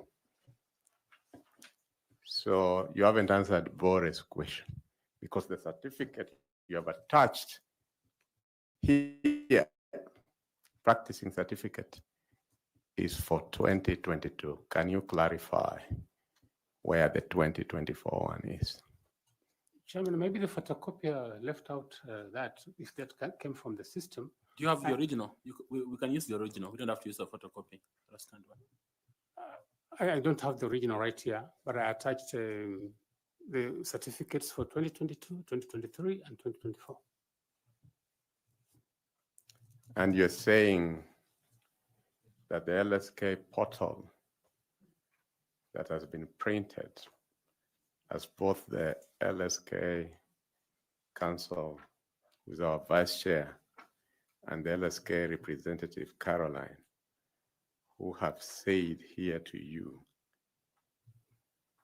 that we can enter that portal right now. And that's how this inactive status was ascertained. You are saying before us here that whatever was obtained from LSK portal is not true, and that Wasilwa's photocopier, which missed the certificates of 2023 and 24, is the one which is true. That's what you're telling us. It's not my copy, Mr. Chairman. I'm saying no, wherever you copied. Whatever I sent to the commission had certificates for 2022, 23, and 24. And you photocopied it from an original? Yes. Which, if you are given time, you can produce before us. They're in the office. I can produce them. Very well. Between February 1 and now, have you had active cases? Yes, I have.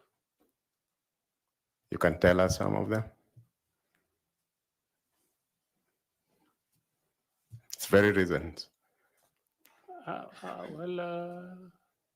do a number of cases for the... No, just mention one, Offer. If you do a number of cases, as a lawyer, it wouldn't be difficult to just, even without having the case number, just tell us on this and this.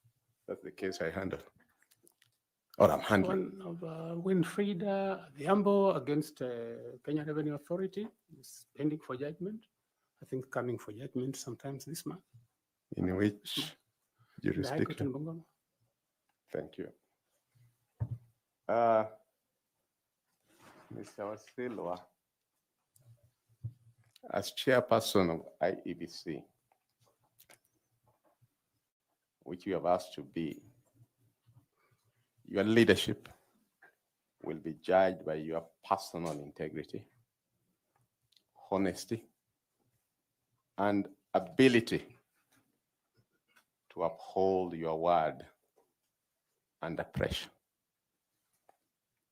can you share with us a specific experience from your professional career where your honesty, word of honor, and consistency were put to test? How did you navigate the situation, and what was the outcome? As a lawyer, you get, I've got instances when the opposite side wants to sit you down and compromise. One particular case was a criminal case where somebody was charged with defilement. I am watching brief for the complainant. The girl was about 13 years old, and she was actually defiled, dropped out of school. She was pregnant, and somebody said that my continuing to act in the matter is inimical to his interests because he was likely to be jailed and he was an employee, that I should accept some amount of money and withdraw from the case. But I didn't withdraw from the case. Went on, he was convicted and sentenced. So I think those are instances that you meet when you practice law.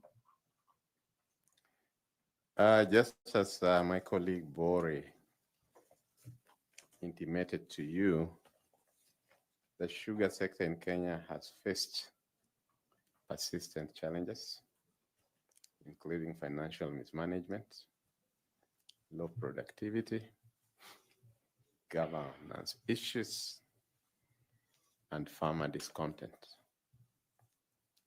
Looking back on your tenure, what lessons did you learn in navigating the challenges of the sugar sector, and how would those lessons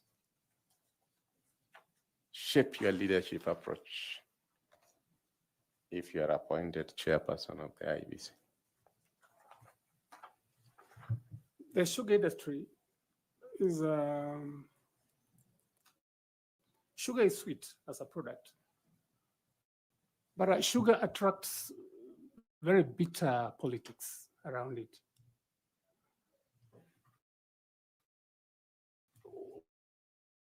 I pointed out when I began that when I was appointed manager, questions were asked loudly whether a lawyer can manage a sugar factory. But I managed it for 6 years successfully.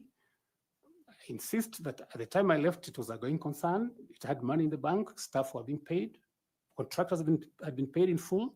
I had done annual maintenance, which usually takes anything upwards of 500 million shillings to do from the time I took over until the time I was leaving. So really, I did my best, but amidst the politics around the sugar industry. Sugar is the only product which has sugar barons, like drugs. And so it shows you how vitriolic it can be, how dangerous it can be to work in the sugar industry. But somebody has to do it, and I did it successfully. Thank God that I managed.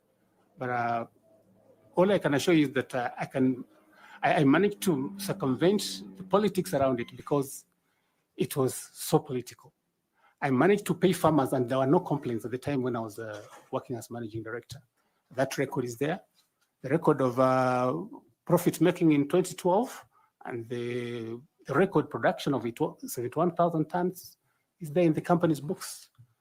So really, yeah, I think I have sufficient resilience to withstand political tornadoes and run the institution I did. Thank you very much. Yeah. Thank you. The sworn affidavit that Bore read was claiming about your lack of certificate in 2021 when you got the instructions. Did you have a practicing license for 2021? Chairman, I had. Okay. But the person who was going to court and representing your client was your partner, not yourself? There were two cases. There was one for probate and administration. I think their father had died and we were doing succession. That is the one I handled. Then there was a criminal one where he was complaining that his brother had destroyed his crop of cultivated produce. That one is what was handled by my partner. Okay, so his claims stand that you did not have a practicing license in 2021 because you didn't attach it in your response. The period was, he had attached there is 2024, which I'm saying, Mr. Chairman, that I had the certificate. They didn't talk about 2021. If they did, I would have attached it also. Did you read the letter that invited you for the interview? Yes, Mr. Chairman, I did. Did it ask you to bring your original certificates and testimonials? I did. I brought them, Mr. Chairman. And the practicing license is not one of those? No, it wasn't asked, requested for. It's not a testimonial in this case? Well, I thought testimonials are certificates, academic and professional certificates, which I attached. But in terms of what the person alleged, I attached the certificates for 2021, 2022, 23, and 24, because the period in question, according to him, was 2024. Okay. Okay. Prof, you have some two questions, please. Some two questions. Quick one. Wasilwa, you told us about if you are made chair, you told us one of your priorities will be to ensure that the by-elections that are pending where Kenyans are unrepresented, they should be conducted so that those Kenyans are represented. Name for us, since this is your priority, name for us any 3 constituencies or counties in the Republic of Kenya that are due for by-elections and the reason for the by-election in each. Mr. Chairman, I don't have the ability to remember all of them, but I know that some cabinet secretaries have been appointed who are members of parliament. The case of Mheshimiwa Opiyo and I is one. And I think there are a number of others, several civic seats, which I think ought to be represented, but I cannot humanly remember them. Very well. My last question is, which was the last country to join the East African community? Must be DRC. Thank you, Chair. Thank you, Mr. Wasilwa. It's been a great pleasure talking to you, learning from you and hearing from you. We are indeed grateful, as I said in the beginning, that you applied for this position and you were shortlisted for it and you took your time, noting that you practice in Bungoma, so you must have traveled from Bungoma to be here. We don't take it for granted that you took this effort to want to serve Kenyans. I would like to invite you, just in case you have a question or a comment to make, please do so. Thank you. Thank you, Chairman. Chairman, the members of the panel, members of the Fourth Estate, I'm sure members of the public are here, those watching. Thank you for giving me the privilege of engaging with you. And I wish you Godspeed in finding suitable persons to run our institutions, and particularly this one that is really pivotal. It touches every Kenyan from Lokichogyo to Tanga, wherever, from the coast and northeastern and Isebani. So it touches every soul, whether they vote, whether they don't vote, they're affected by the actions of the IEBC. Thank you, Mr. Chairman. You're welcome. Remember to pick your certificates. There's a bottle of water before you. You feel free to pick it. And if you have a notebook, you can still carry it with you. We appreciated your presence. Thank you very much. Thank you, Mr. Chairman. Asante. Thank you.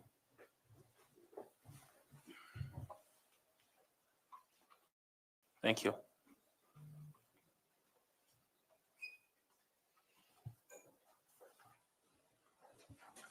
Okay, members of the fourth estate, I think we will have a brief word to give to you in another 30 or so minutes. So if you allow us to finish what we are doing now, we will speak to you in a short while. Thank you.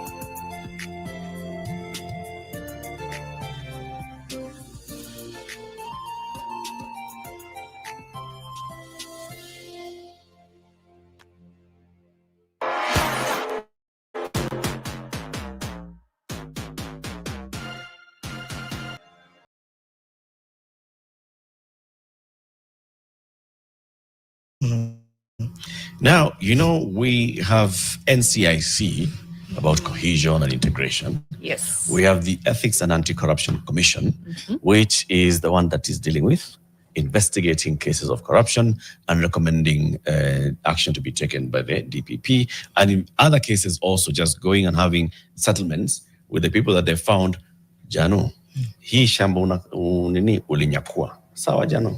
Tufanye hivi, sasa tumekushika na ulinyakua hii shamba. Surudisha tu hii shamba. And there are cases where actually they've resolved cases that way.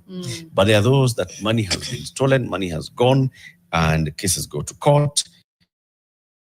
Some of them are still pending in court, others have been concluded. We know the latest one, which is the Ferdinand Waititu case, which case was around February 2025, where the Milimani Anti-Corruption Court, presided over by Chief Magistrate Thomas Zioki, found the accused people, that is Ferdinand Waititu, Susan Wangari, Luka Mwangi Wahinya, Charles Shege, and Beth Wangeshi, to be guilty of corruption.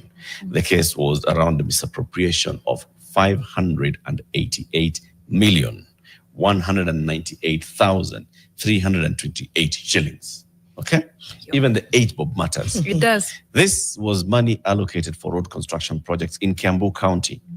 They were found guilty. Waititu was found guilty and sentenced to 12 years in jail or to pay 53 million shillings in fine, and he was barred from holding public office for 10 years.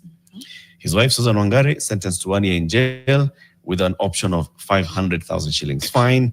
Luka Mwangi Wahinya, fined 21 million shillings or in default to serve 7 years in prison. Charles Shagembudia, fined 295 million shillings or to serve 9 years in prison for fraudulent accusation of public funds and fraudulent practice in procurement. Beth Wangeshi, fined 1.4 million shillings or to serve 2 years in prison for similar offenses. Now,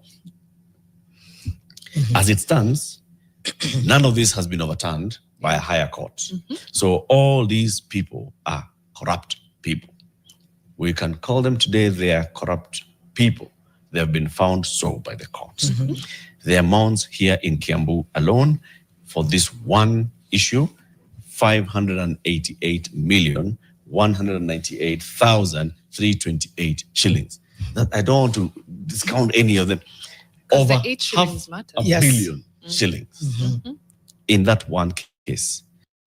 There's Moses Lenol Kulal, who is now out on bond because he's appealing a case where, as it stands right now, Moses Kasaine Lenol Kulal, the former governor of Samburu County, is a convict of corruption.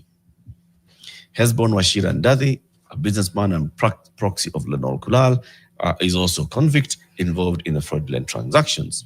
This was because of some implication in corruption scandal involving the supply of fuel to the country, to the county government through a company that he owned.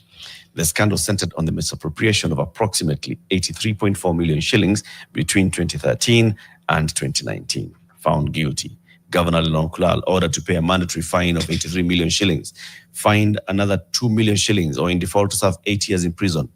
Also disqualified from holding public office for 10 years, and so on and so forth. The Lenon Kulal and his co-accused have been released on a bond of 10 million shillings currently, pending the hearing and determination of the appeal that they've lodged. But before the appeal overturns the conviction, Lenon Kulal is guilty of corruption. And the amounts are those ones we are talking about. This is just one. We are going to look at what that money means. Right. You had the cases. I did. 588 million is a lot of money, down to the last 8 shillings. Multiply that by 10 or thereabouts, 63 billion shillings lost in the Aror and Kimorer scandals. Now, the people of Elgeyo Marakwet was set up for success, I think, when they heard about this, because it is 2 dams to help with, of course, their water needs, with irrigation, with everything around that. And the projects were valued at 63 billion shillings, intended to enhance supply for water in the region, and of course, irrigation. Now, there was allegations of corruption and mismanagement in the planning and the financing of the 2 projects. And the scandal, of course, blew up in a very, very public way. There were some very high-profile individuals who were implicated and arrested, including Henry Rotich. He's the former CS for Treasury. He was charged with multiple counts, including unlawfully executing loan agreements. Now, the loans were to an Italian firm that was contracted, of course, to build this dam. David Kipchumba Kimosop, who is the former managing director of the Kerio Valley Development Authority and the agency responsible for overseeing the project, the 2 projects, actually. There's Kennedy Nyakundi Nyachiro, who is the former chief economist at the Treasury, Jackson Jau Kinyanjui, former director of resource mobilization at Treasury, and several other officials from the Treasury and KVDA. Now, in 2023, on December 14th, the Nairobi Anti-Corruption Court acquitted CS Henry Rotich and his 8 co-accused due to insufficient evidence. The Chief Magistrate, Eunice Nyutu, criticized the prosecution for failing to substantiate allegations and for not questioning 41 witnesses who had been bonded to testify. She describes the prosecution conduct as, quote, reckless dereliction of duty. That led to the acquittal under Section 210 of the Criminal Procedure Code. Now, hang on to that bit, because they were not acquitted because they went through due process and were found to not be responsible or, to have been innocent of the accusations. It's because the judge found that the prosecution had conduct that was the same as reckless dereliction of duty. There's also another issue that I wanted to touch on, which is feasibility studies. One of the issues that came around the scandal was fictitious feasibility studies. A task force that was appointed by President Uhuru Kenyatta found that Kimorer Dam was not viable. This is after money has been paid beforehand, before construction has begun. And now we found out that Kimorer Dam is not viable, leading to its cancellation in September 2019. Aror Dam was approved, but at a reduced cost. This is after billions of shillings had already been paid in fictitious claims. Of course, some funds have not been recovered, and the Italian firm had already made part of its money. That's one scandal. 63 billion shillings. Fictitious feasibility studies, court cases dropped because of reckless dereliction of duty. Reckless dereliction of duty. So we've painted the picture of what we're doing here. We're highlighting, 3 major corruption scandals, because how many are there? In fact, the other day when we were having this conversation, we were like, I'm at Wanze Goldenberg. Then we were like, no, we might be here for several hours. We were like, we don't have the time. We don't have the time, the bandwidth, but it's to recognize the fact that, and we said it at the beginning of this conversation with Mariam and Eric, it's to highlight this, even the way he said 8 shillings, is to highlight the cost of corruption. And the Aror Kimorer case is so complex because I think it's like every government carried it forward and carried it forward.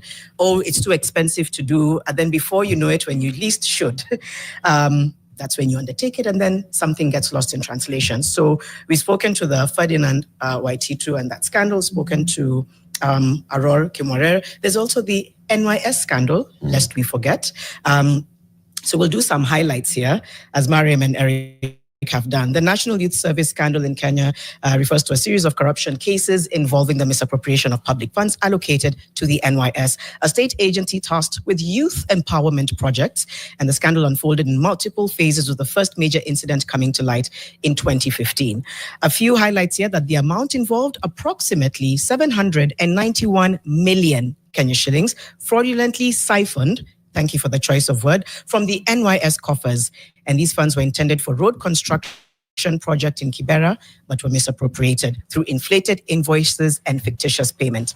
High-profile individuals arrested: Nelson Githinji, former NYS Director General; Peter Mangiti, former Principal Secretary for Planning and Devolution; Ben Gedi, businessman alleged to have facilitated fraudulent transactions; Josephine Kabura Irungu, businesswoman whose companies received substantial amounts; Sami Michuki, former NYS Deputy Director General.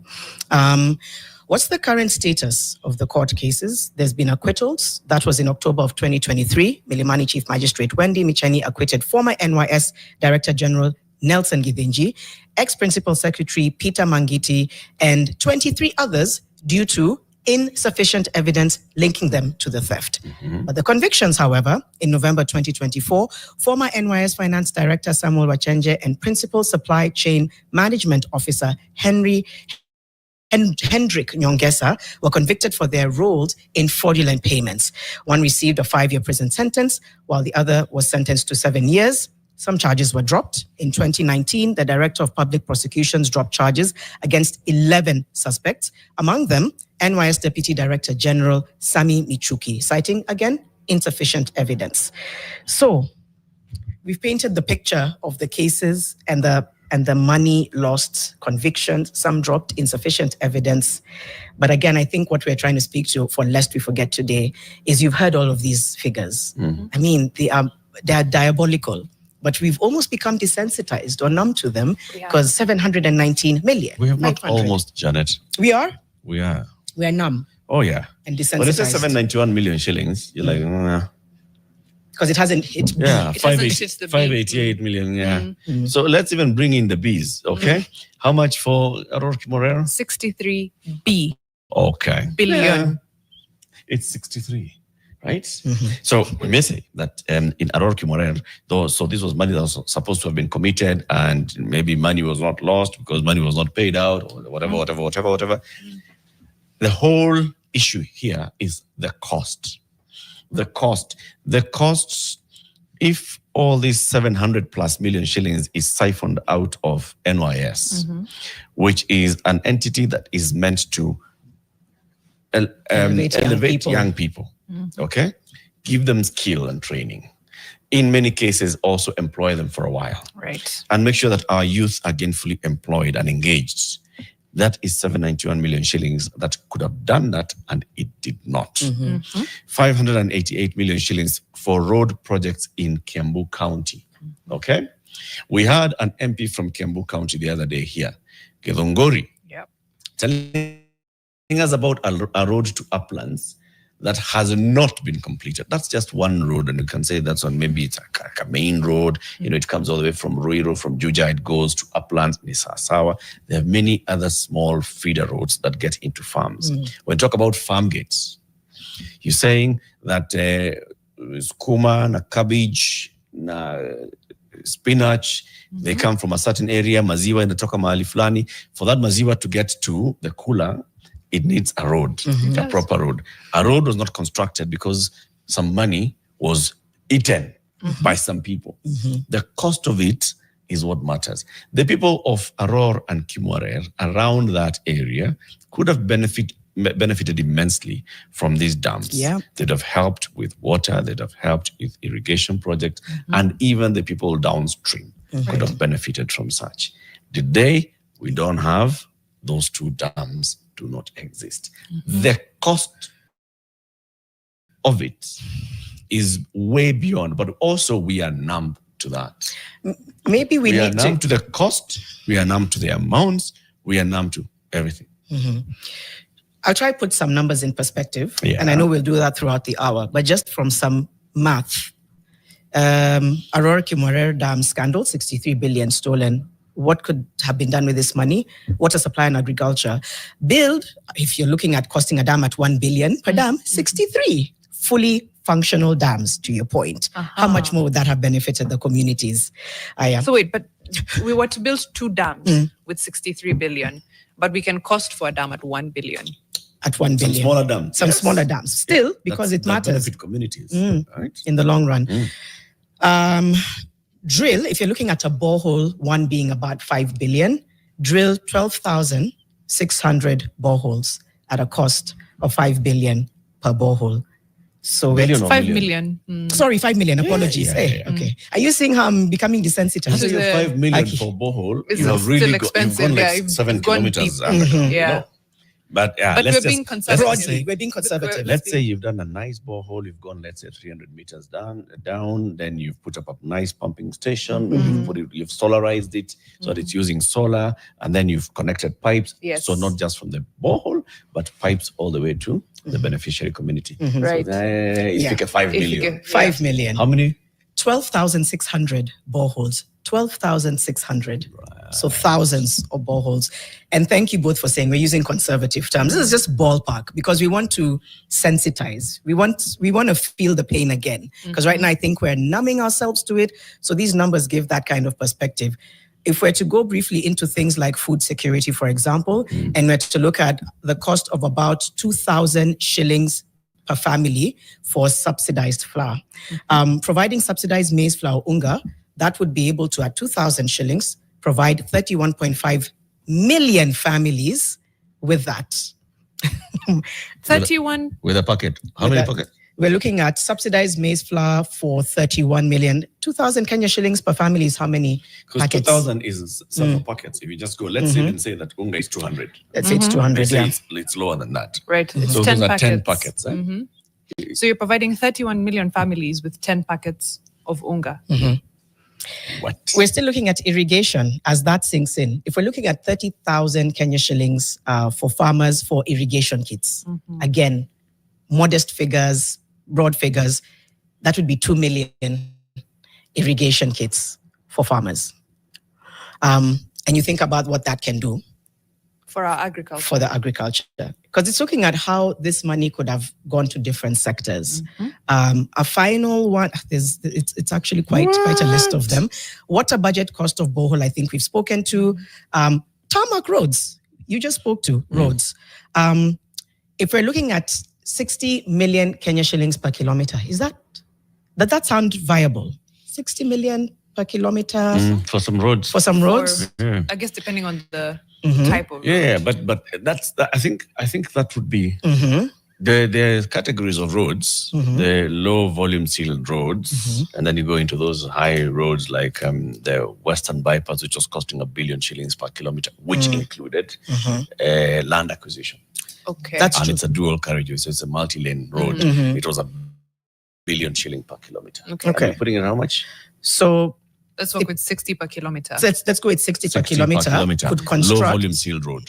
could construct 1,050 kilometers of tarmac roads. 1,050. So let's even put it at 600 a kilometer. Reduce that by remove a zero. Remove a zero. Is how many road? How many? 100 kilometers of road. Yeah. If we're starting there. Yeah. Because either way, that infrastructure is still a gap. 100 kilometers of road network, at 600 million per kilometer. That's, first, that's a lot. That's a lot. That covers many of these roads that we're talking about. Just in Kiambu County alone, it covers 100 kilometers of tarmac road, new tarmac road in Kiambu County alone. Think about a place in Kiambu County, cross over from that side, go to the other side, and put a nice tarmac road, okay? And construct it using 600 million shillings per kilometer. You're in pesa mingi already, but let's just put it that So I actually didn't know how expensive roads were, so I'm reconciling. But Right. Yes. There's a lot to reconcile. Let's just put it that way. Yeah. And just for argument's sake, I'll say this is a road that's not just a poor quality road. It's a nice proper road with proper drainage, and we even put lights and mulikamuizi. And a road obviously should be marked, but let's just say you even mark the roads, you do the drainage. a walking path or a cycling a lane. cycling lane for 600 million shillings. Remove 100 kilometers. Mhm. 100 kilometers. 100 kilometers. Secondary schools, before we go into the break. If we're looking at 250 million to build a school, I think that's a number that makes sense. Then with that money an loss, entire school. to build an entire school. It does make sense. It does make because sense. the late Ken Okoth Mhm. did a school in Kibra Kibra. constituency Mhm. at about that 250 to 300 million shillings. An entire Mbagathi girls secondary school. But you know how many could have been built with the 63B? How many Mbagathis? 250. Wait, no. 250. Wait. We'll do the math during the break. Yeah. 250. We can do the calculators, Oh but my God. guys, this is the perspective we're talking about. You've just mentioned and given an example of a school. Yeah. Then we're looking at, by the way, we haven't even gone to 588 million. No. And the NYS scandal, 791. 791. We do want to get to that so that we begin to see and understand the cost of corruption and what it's costing. We're constantly talking about education and school and capitation and the crises that we're in. The cost of corruption is that it's brought us to this. It looks like we're going into a break. Mariam and Erica are going to be doing the math. Yeah. Mariam is reconciling. I really, I use this thing in my head where TikTok has actually taught me. Think of 1 grain of rice, that's 1 shilling. 1,000 grains of rice, that's 1,000 to help you feel the scale. 1,000,000 grains of rice, this entire studio would be filled. Now multiply by 100, by 1,000 to get to 1 billion. Right. Multiply that by 63. And then multiply that by the need, and then kind of like put that in parallel with the need. So as we reconcile this and continue to talk about the cost of corruption, engage with us on social media as well. Like we said, we're just highlighting a few cases. There's a myriad of cases. But you're watching Fixing the Nation on NTV and you're listening to us on Nation FM. We'll be right back after this break. It is now 8:30, 29 minutes past 8. We'll shortly be crossing over to the interview for the IEBC Chairperson, which continues today. And you can see here, this is the selection panel the chair has sat.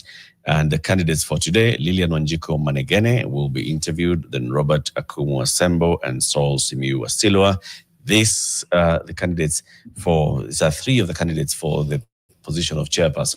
Yesterday, Erastus Ethekon, Francis Kissinger, Jacob Ngwele, Joy Mdivo interview. Once they start, we'll be crossing over there immediately. In the meantime, the costs of corruption in this country. Mariam, please remind us, the first governor of Makueni County was hailed for the work that he did in Makueni. That's he right. built a hospital from the ground up. He did. It is called the Makueni Mother and Child Hospital, not the Kivuta Kibwana Hospital, by the way. But it's not the Kivuta Kibwana. Okay. It is the Makueni Mother and Child. And Mother and Child Hospital, right? Significant. It's in Wote in Makueni County. It cost about 135 million shillings to construct and equip. It's What's a the level. capacity of that side of hospital? Wait, it's a level 4. Let me dig in there. Okay. It's a county hospital, level 4. It can hold 120 adults and 18 neonates, babies, that is. 120 adults, 18 neonates at the same time. And of course, it's been lauded for the cost effectiveness, how functional it is, what it's done for the people of that region. 135 million shillings. 135 million shillings. And if we're now to look at the corruption case where for Ferdinand Waititu, it was 588 million.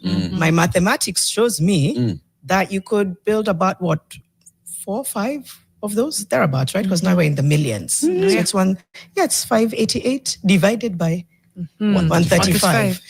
And then the capacity is about 100. Yeah. So 100, It's 200, 300. 120 adults. Yes. 120 adults? And 80 Oh my neonates. goodness. 120 adults, 80 neonates. So 200. We can do 200. And then if you're looking at 4 of those, how many? That's almost 1,000. I mean, broadly, 800 or so. But look at that, especially with the maternal health. Say 3-4 new level 4 hospitals in Kiambu County. Exactly. Or not just in Kiambu, in any. The money is not it belongs to the people of Kiambu. It's Kenyans' money. You're right. Any scandal that has like this kind of monies, 588 million shillings, it could do 4 level 4 facilities somewhere. Right. somewhere in this country. The late Ken Okoth, who was the MP for Kibra constituency, he died of cancer, remember? But he was very, very big on education. He grew up in Kibra. He was the MP for Kibra. And he decided, you know what, I'm going to put in a lot of my focus with the CDF into just education. Right. He built a school called Magathi Girls, and he spent 48.2 million shillings in this school. 48 million shillings from beginning to completion. 48M. Now, do by 588 million shillings divide by 50 million shillings. Right. Let's say 500 million shillings divide by 50 billion. That's 11.76. So let's say 11, 12 thereabouts. 11 secondary Even schools. Bagathi Girls, secondary schools. This is when we talk about corruption and we say, you know what, Waitito Kojera and Isawa and what they've done, this is what it costs. We'll leave you with that. Ruminate on that. Okay, chew card on that. And so next time when we come back here tomorrow, we talk about corruption, you'll know about it. Let's now cross over to the IEBC selection panel, where the interviewees for today are being interviewed for the position of chairperson. Eric Latif, Mariam Bishar, and Janet Bogua saying goodbye. Back tomorrow at 6 a.m.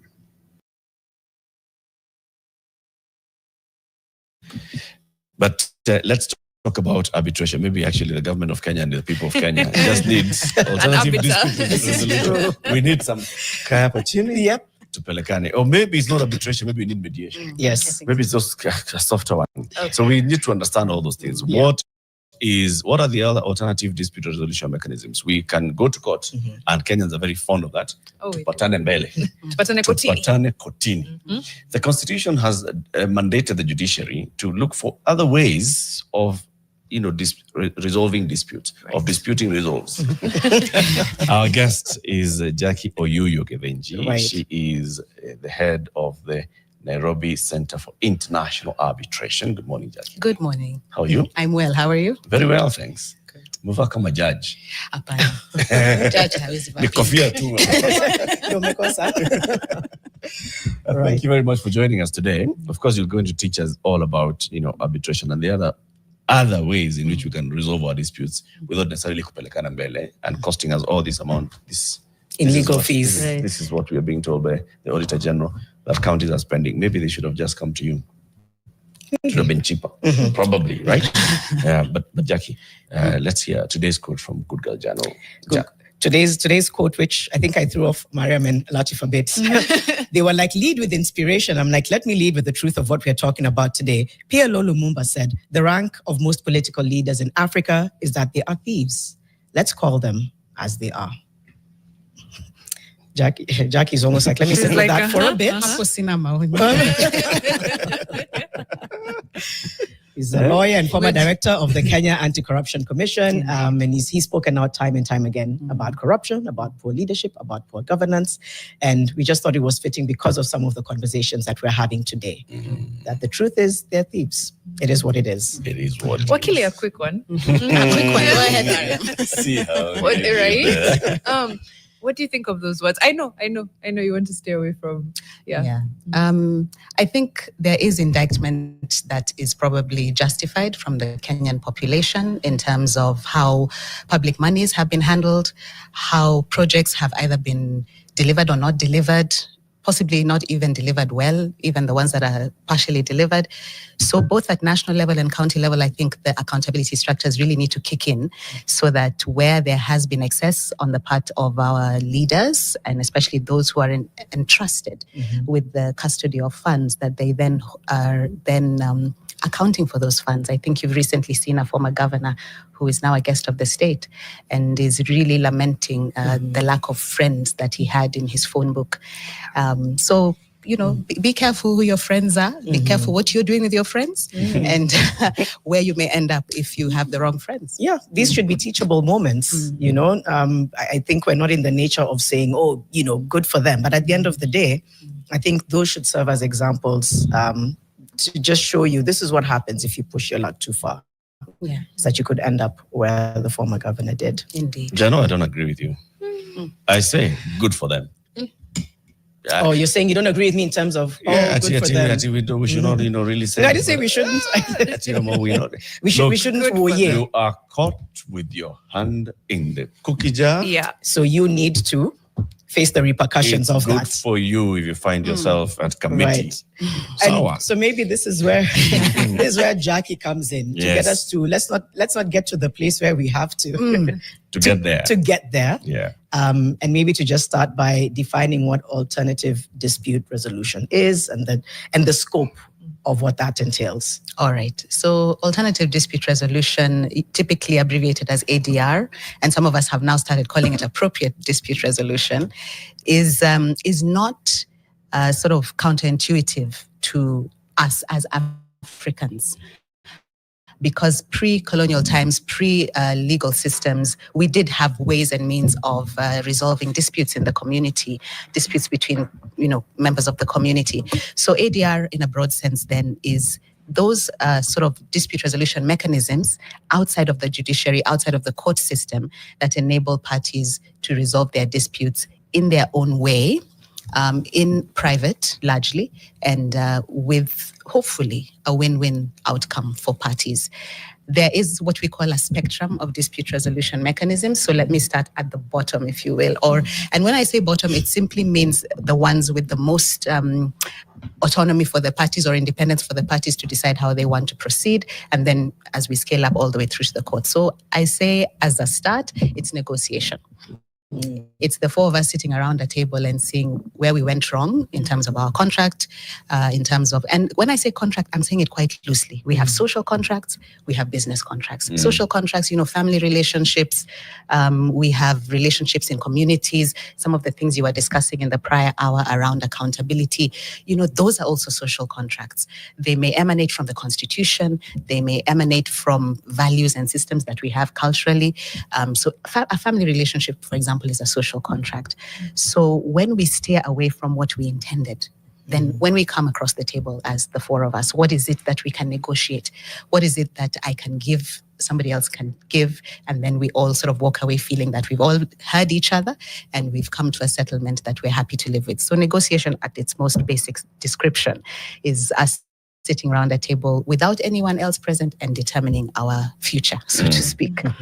Mediation, we start to bring in third parties.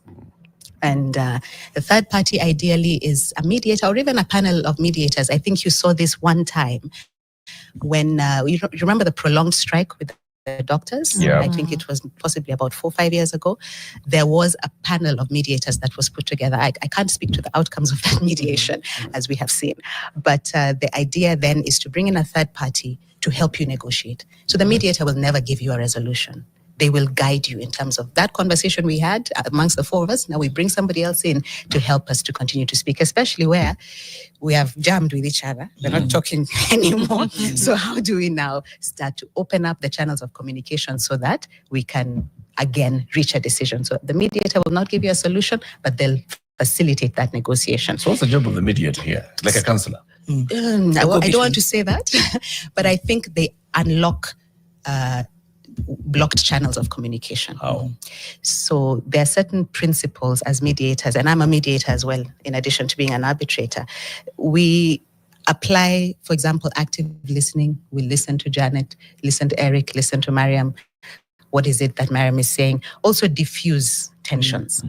So Eric is getting particularly upset every time Janet mentions a specific word. What is it about that word that is triggering Eric? So the beauty of mediation, as you Because she likes using it all the time and blaming it on me. as you can possibly see, and then Like those, he's tapped into there are lived those experience. words. There are those words. You never do this. You always do this. Yes. There is a weight that is attached to those kind of words. So taking the sting out of those words, something we call reframing, so that after you've said what you've said, I will say something like, okay, Eric, what I hear you saying is Janet has consistently ABCD undermined you or whatever it is.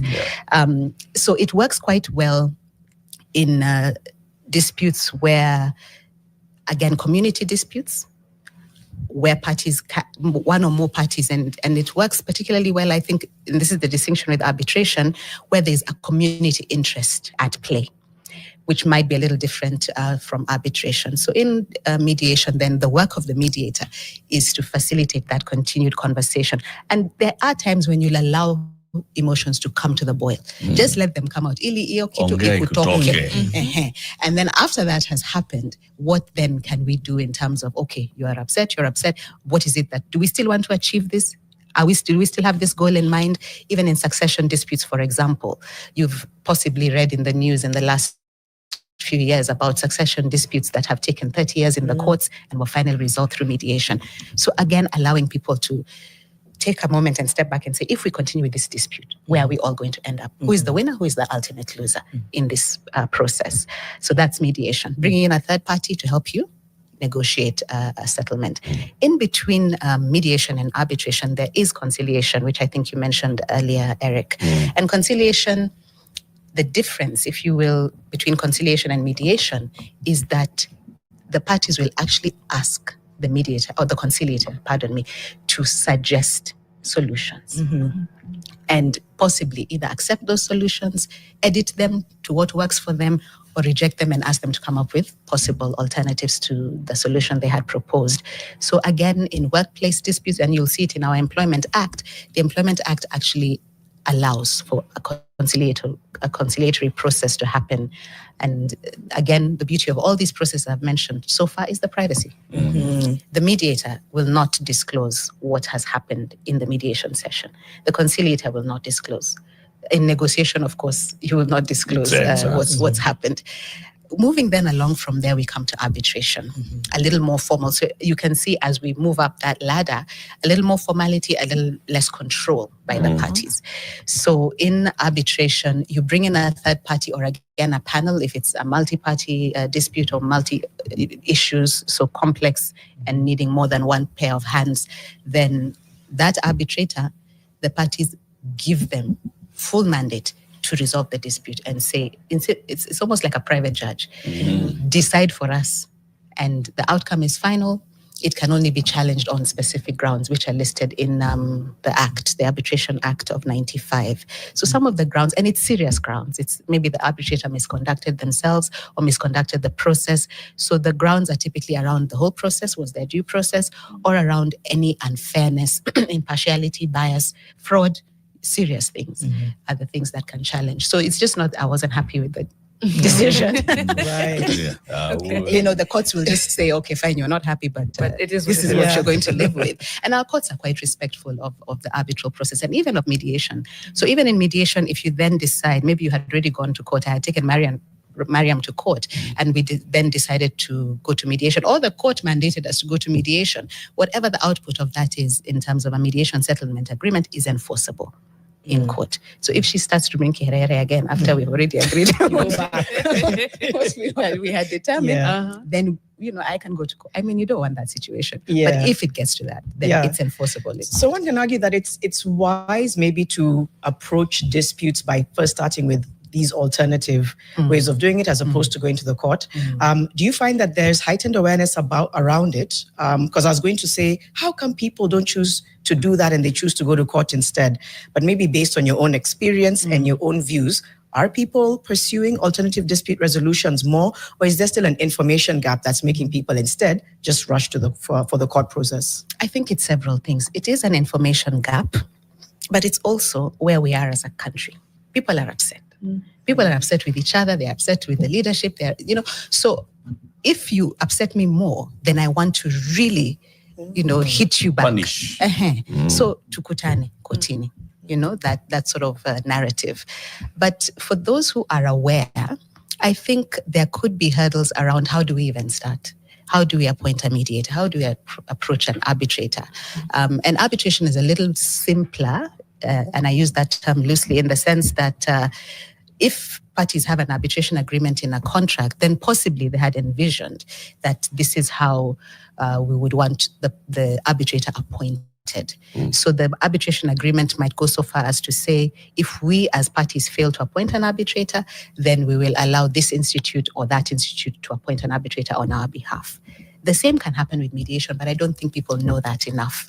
That the same institutions that appoint arbitrators also have panels of mediators. For example, at NCIA, we have 4 distinct panels We have 2 panels for mediation, a domestic panel and an international panel, which simply means domestic is Kenya to Kenya in terms of parties, and international means, we then have parties from different countries, but also the mediator could be from a different country, simply because you want some semblance of neutrality. Maybe we don't trust each other anymore as Kenyans. Then similarly for arbitration, a domestic panel and an international panel as well. So if you go on our website, you will see those distinct panels on the site. So I think it's a lack of information, but also sometimes we do these things and we don't know that we're doing them. Like when we negotiate, we're negotiating. Yep. And a lot of people, when I train upcoming, especially mediators, and I was doing this yesterday, somebody says, I think I'm a mediator. Because I was driving from point A to B, I was called, I was on the highway, I had to step, so sort of go to the side, and this was happening, and I had to then go back and forth between 2 people and help them settle. So some things we do almost instinctively. And that's why I say for us as Africans, it is not sort of counterintuitive to not go to court. It's not necessarily the first port of call. It's just that since independence, we were oriented towards, if you have a dispute, go to court. Yes. And it's not just the public. Even for me as a lawyer who trained, we were never told about alternative dispute resolution. So for many of us, it's a profession we've come into after the fact. So after we've been taught about the civil justice system and the criminal justice system, then somewhere along the line, you are introduced to a different way of doing things. Because culturally, it's who we are. Let's sit down and resolve. It's like it's in our genes, it's in our culture. So it's and if we can't resolve, we call someone to come in and figure it out. Who bears the cost of these various types of alternative dispute resolution? All right. It will depend. In arbitration, for example, the arbitration agreement, and it's simply a clause possibly in the contract, or it could be a separate agreement on its own, may say whatever happens, each party will bear its costs. But generally, there's a principle called costs following the event. And this is more specific to arbitration and litigation. So if you lose, you also bear the cost. In mediation, you tend to find parties more willing, just because of the way the process works, to bear costs, separately. So each of the parties then chips in on the costs, and the same for conciliation. There are no attendant costs to negotiations, so that doesn't really arise unless, of course, you've hired a room, things like that. But you'll bear the costs equally. So arbitration and litigation, whoever loses tends to bear the cost. And let me say this, it is possible in an arbitration to have more than one winner because you have several issues.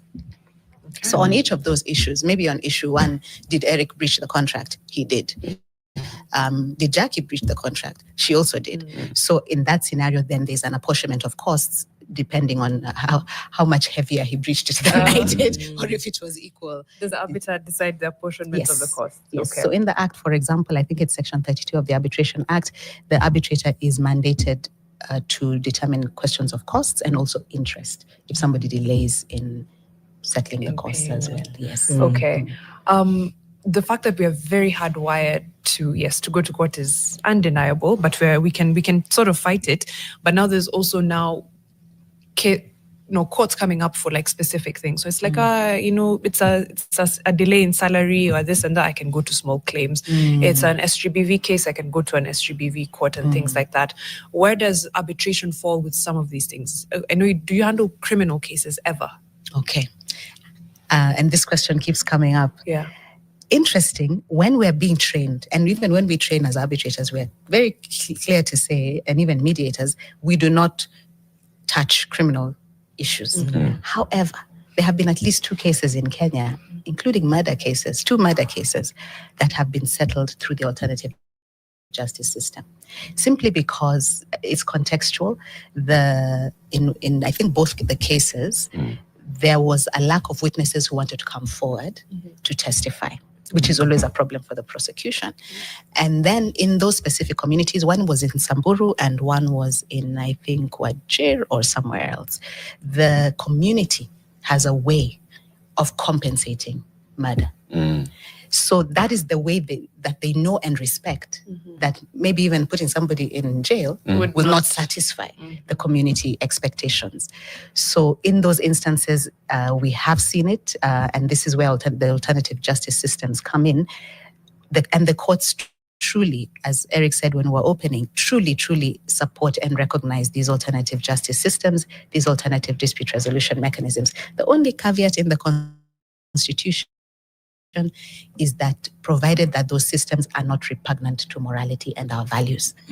Let's not talk about what our collective values are as a Kenyan population. They are listed in the Constitution, So you could broadly say, as long as they don't go against the set of laws that we have, but also the values that then are also, enshrined in the laws that we have. Because those laws, I'm sure, our laws reflect our common agreed values. So let me give you an example. In a case of defilement, for example, how do you compensate the child?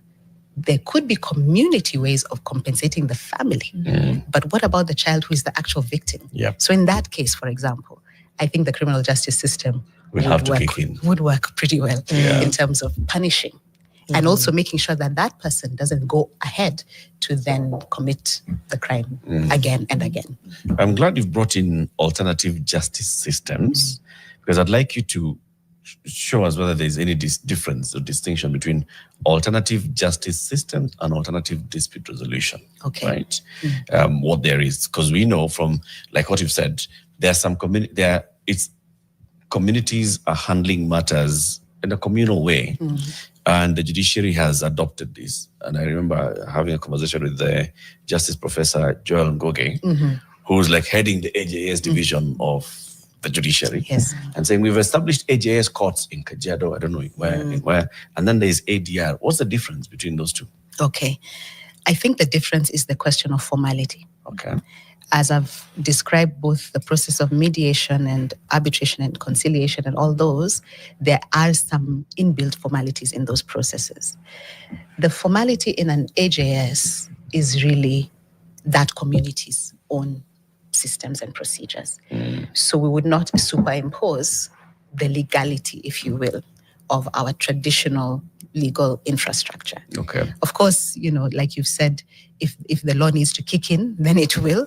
But these alternative justice systems are actually recognizing that communities had ways of maintaining their own version of law and order in their communities. So it's traditional justice and dispute resolution. Yes. And you know who's done this for the longest time? The chiefs. That's what they do. Yeah. Yeah, because the chief is actually looking at it from the context of the community. Of the community, And even the Wazes, then the chief will call in the Council of Wazes, Elders. saying, Jury Cheke come in, Correct. take this matter to the Jury Cheke. Correct. And let them determine. So that's AJS. Yes. And ADR is now more formal. Yes, all these processes that I've described. I see. Yeah. Okay. Do people, I'm trying to see when one has to move to the other. We've talked about very heavy things that you've talked about, for example, in a murder case, defilement. And maybe we'll be told the break is approaching. So maybe I'll just ask the question and we can answer it later. Okay. I'm just wondering whether sometimes it's like, no, I'm sorry, but this one we have to take it to the court. Or whether there's sometimes a community dispute, but one party feels, no, what my child went through is heavy. I don't want to resolve this within the community. I want justice for my child. I'm just wondering when it's quote unquote, forgive me if I'm using the wrong word, escalated to the court, when it feels like it's broken down here, or one party just doesn't feel like community is going to do it any justice. You can hold that thought because we are going into a short break, and you're watching Fixing the Nation on NTV. You're listening to it on Nation FM. You can also talk to us online about the conversation we're having. We'll be right back after this break. It's 7:30.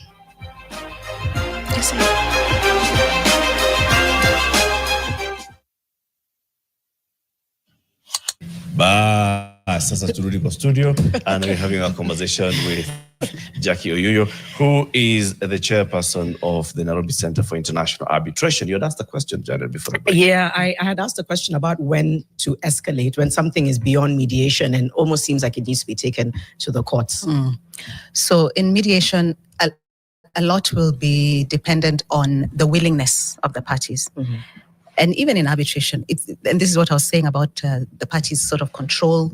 There's also the willingness, the autonomy of coming to the process with the best efforts. So if one party is not agreeable to that whole process, or if they're just coming in to tick a box, then it will not be a successful process. So that's one instance when it may be useful to then try a different process in which either the arbitrator or the mediators or the courts are more persuasive in encouraging that party to participate in that different process. So in mediation, you really want the parties as much as possible to be vested in the process, not just the outcome. And there is something we do in mediation called reality testing. And in addition to the joint sessions that we have with all the parties, it is possible to have private sessions with each of the parties. And in those sessions, you could ask some hard questions of that party. If we continue to court Janet, what will that look like for you? What will it cost you in terms of time and money, in terms of the relationship? All these alternative dispute resolution processes are really concerned with preserving relationships beyond disputes. Can we still sit across a table and speak to each other after the resolution of the dispute? So that reality testing is like a sense check of, are you really sure you want to go down that road?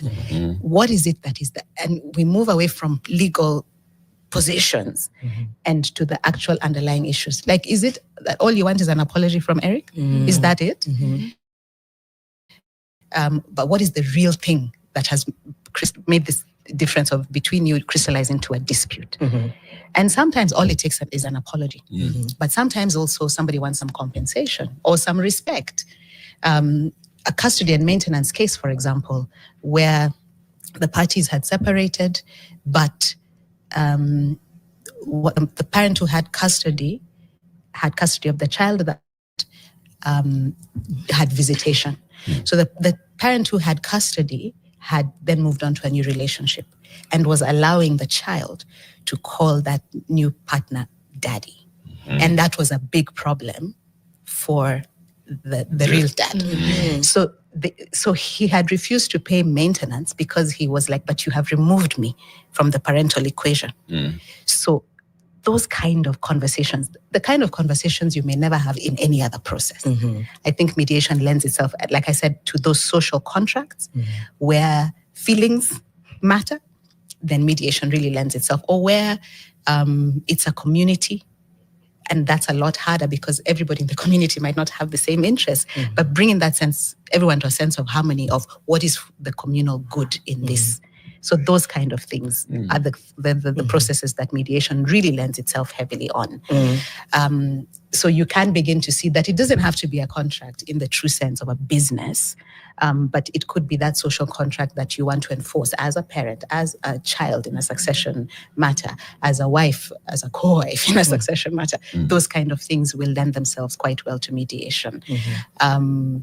In arbitration, yes, a lot more formal. So you will, for example, require an arbitration agreement to go into the arbitration. Why? Because that arbitration agreement gives the arbitrator jurisdiction to hear the dispute. And then as you start the arbitration and the issues that come forward, that then becomes the scope of the arbitration. These are the things you want the arbitrator to determine in the course of the arbitration. I want to ask a question when we're still on mediation and bringing it back to courts. In 2016, a court-annexed mediation is introduced in the country. What is court-annexed mediation? All right, so court-annexed mediation, and you're quite right about the pilot. So the pilot started, rightly so, with the family division and the commercial division of the High Court. Successfully rolled out. So what it means is, after the parties have filed their case, so to speak, there is somebody called a mediation registrar within the structure of the High Court. They will screen and look at what the parties are saying and say, this one, I think, should go to mediation or could possibly be resolved through mediation. So they will refer you to a mediator. So we've gone to court. We're basically taking our dispute to court. Yes. And then the registrar says, hold on, guys. Maybe you could go to counter one first before you come here.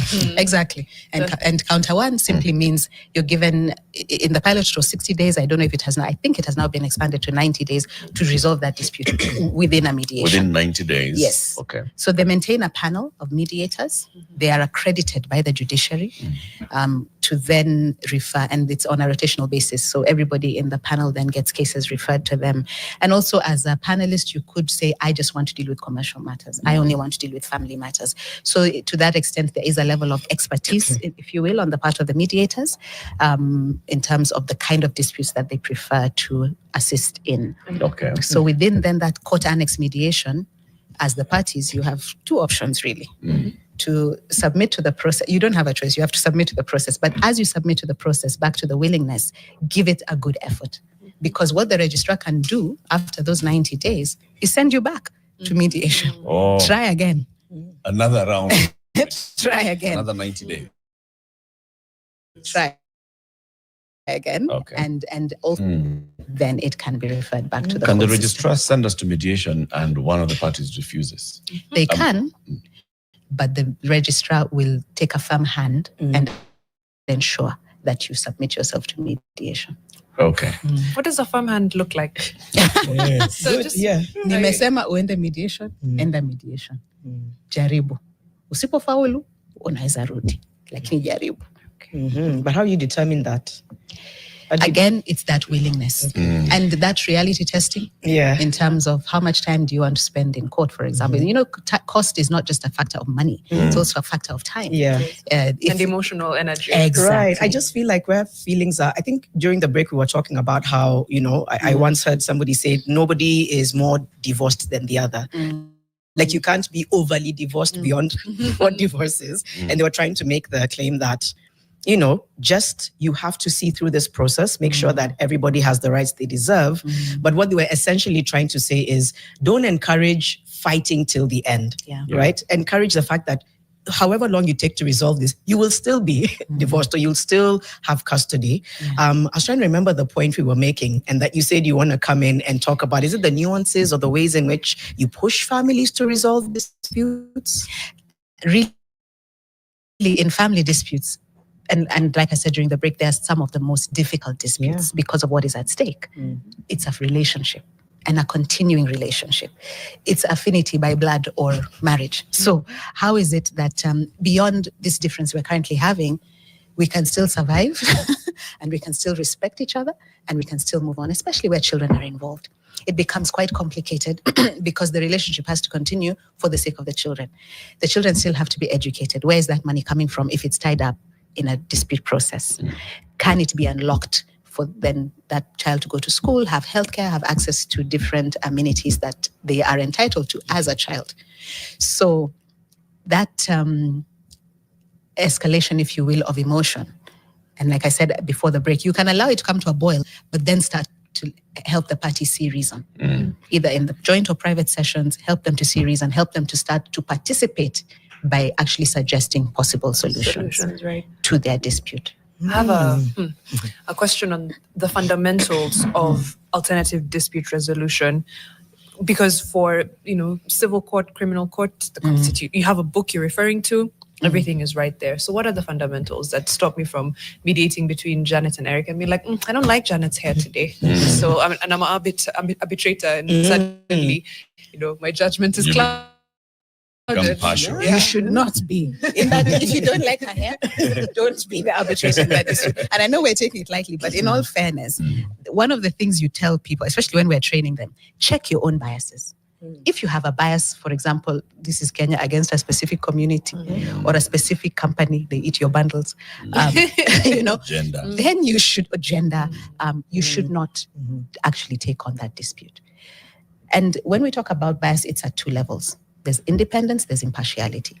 And independence is the more objective one. Do you have an actual relationship with that person, whether it's a business relationship as the arbitrator and that party? Maybe your firm has advised them as a client in the past, so that's capable of being verified. Impartiality, more subjective.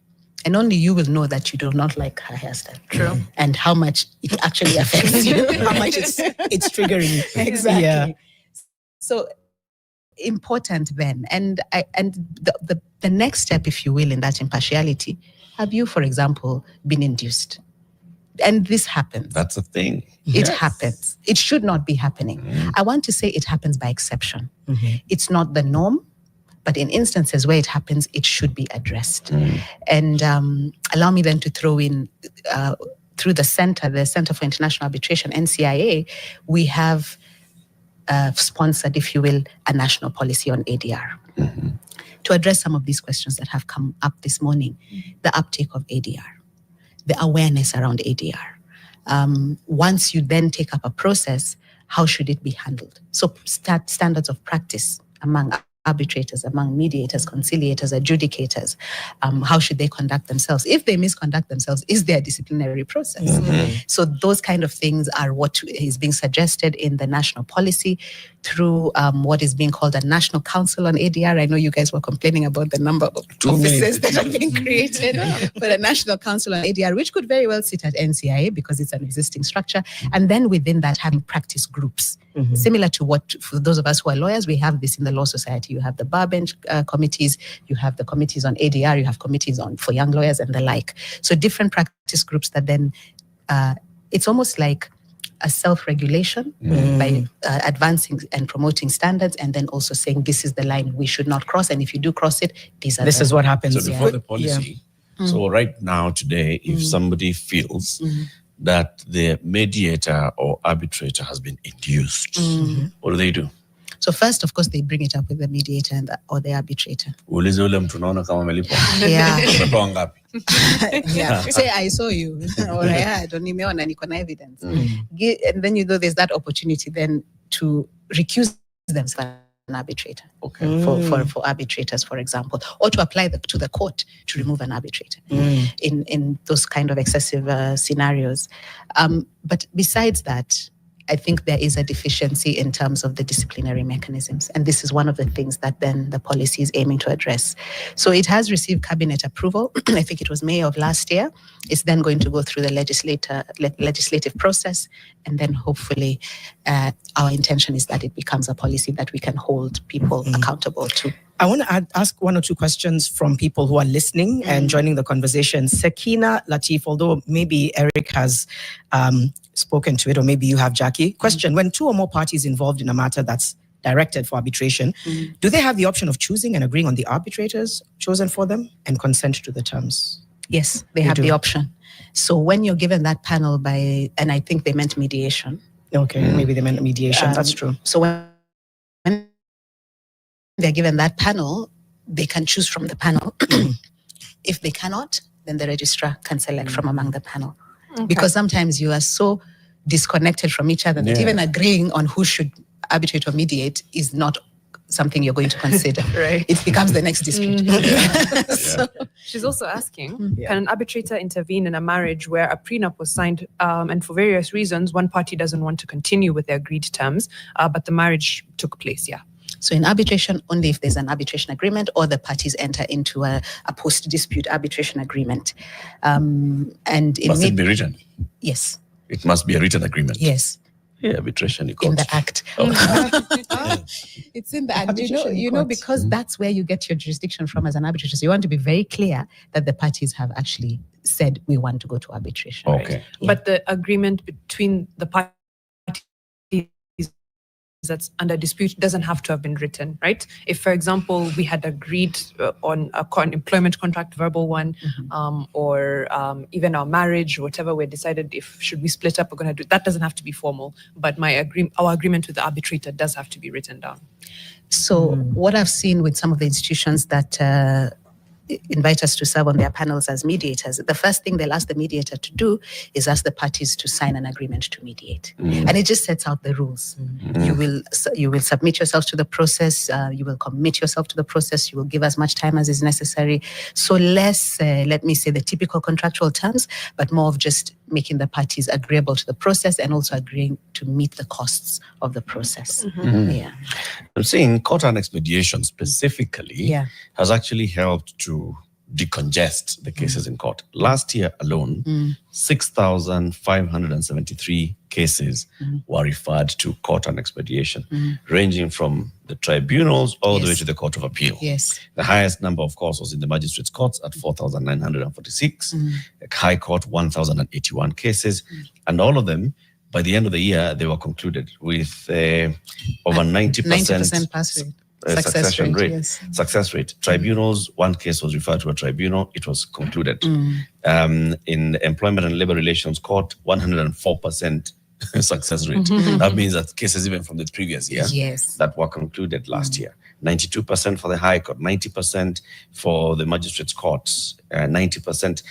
And as an average for all cases that go there, actually get concluded within the year. Yeah. This is a good thing. And in fact, the previous year, the rate was 95. It was 95%. So it tells us that, we don't have to just spend so much time, effort and all, just going through the very rough court process. Yeah.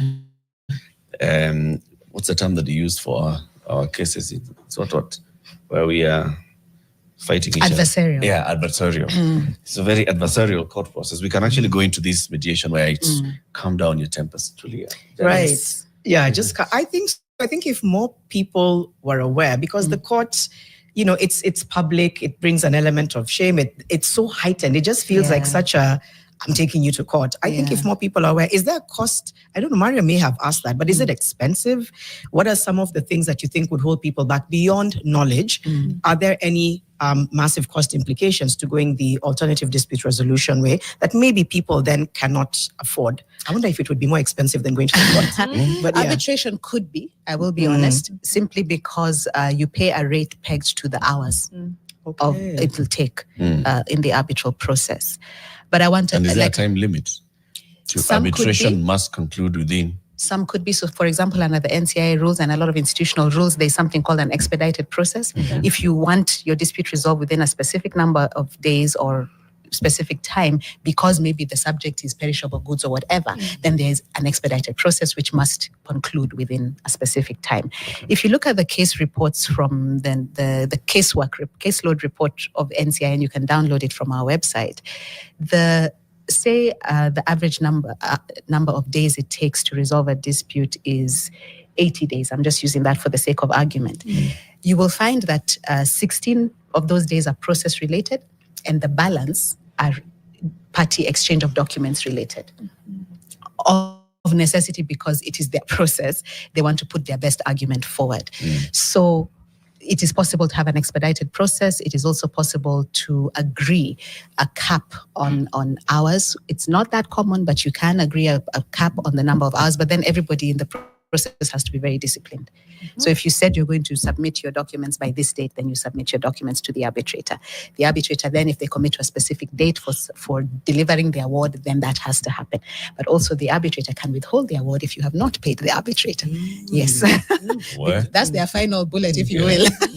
So it can happen that way, but parties will generally then, because they want an outcome at the end of the day, they will settle the costs to enable the release of the award.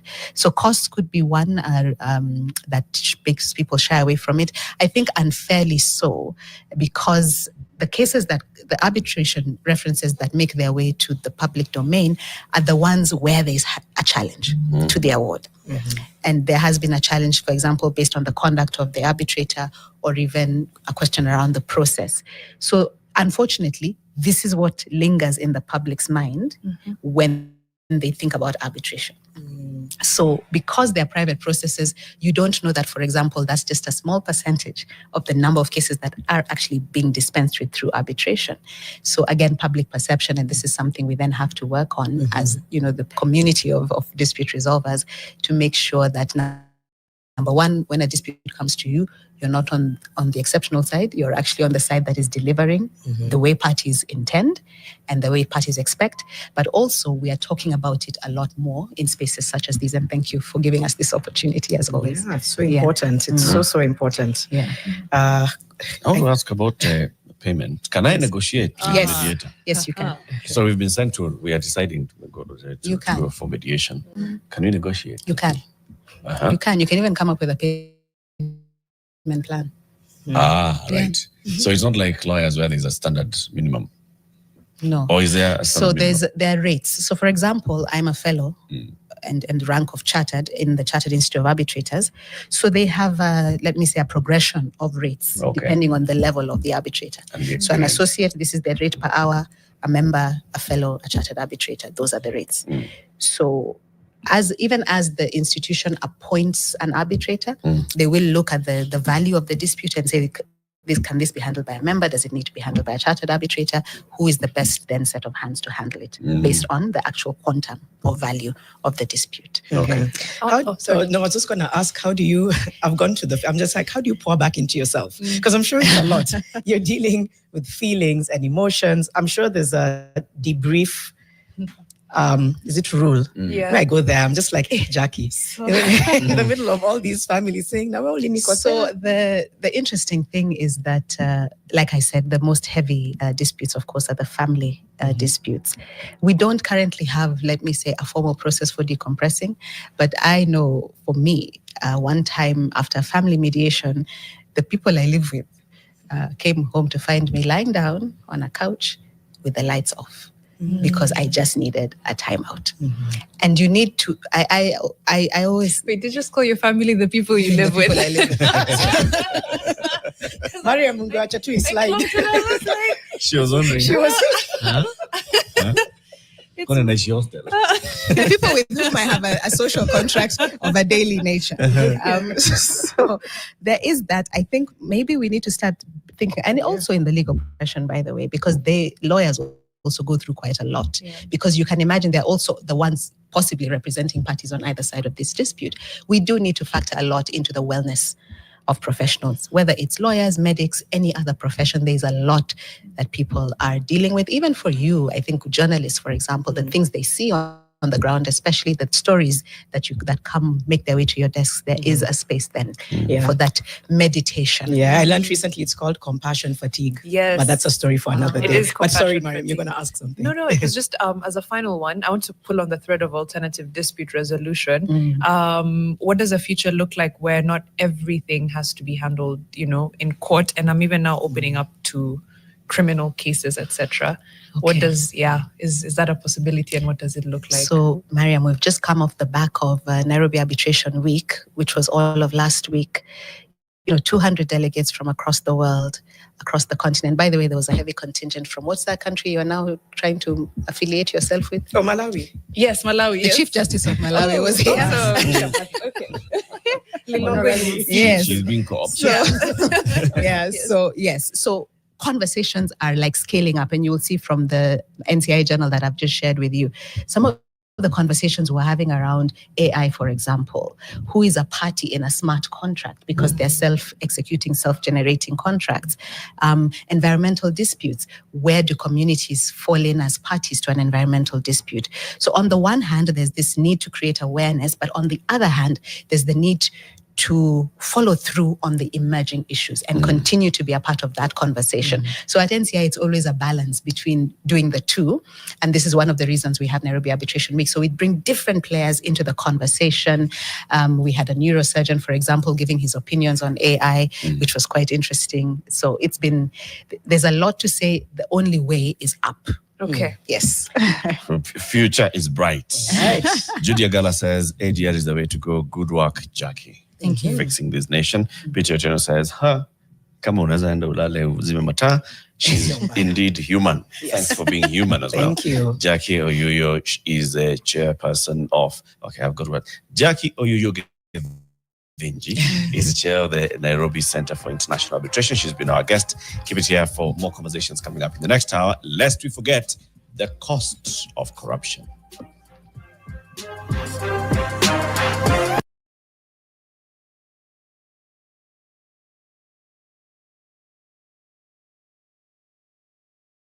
On the 24th of July, 2024, while addressing the media following the anti-finance bill protests, President William Ruto said that after extensive consultations and listening to the people, the most glaring issues eating at the populace were corruption and the desire for integrity and accountable leadership. This followed another speech he had made on the 11th of July, which happened after he conducted a holistic appraisal of his then cabinet's achievements and challenges that led him to dissolve the entire cabinet. That was a monumental moment. I think everyone remembers that presser and many of the ones that came before it. Let's listen to the president's assurance after he heard the voice of the people. Wangeshi, let's play the clip where he says, "Nimesikia the voice of the people."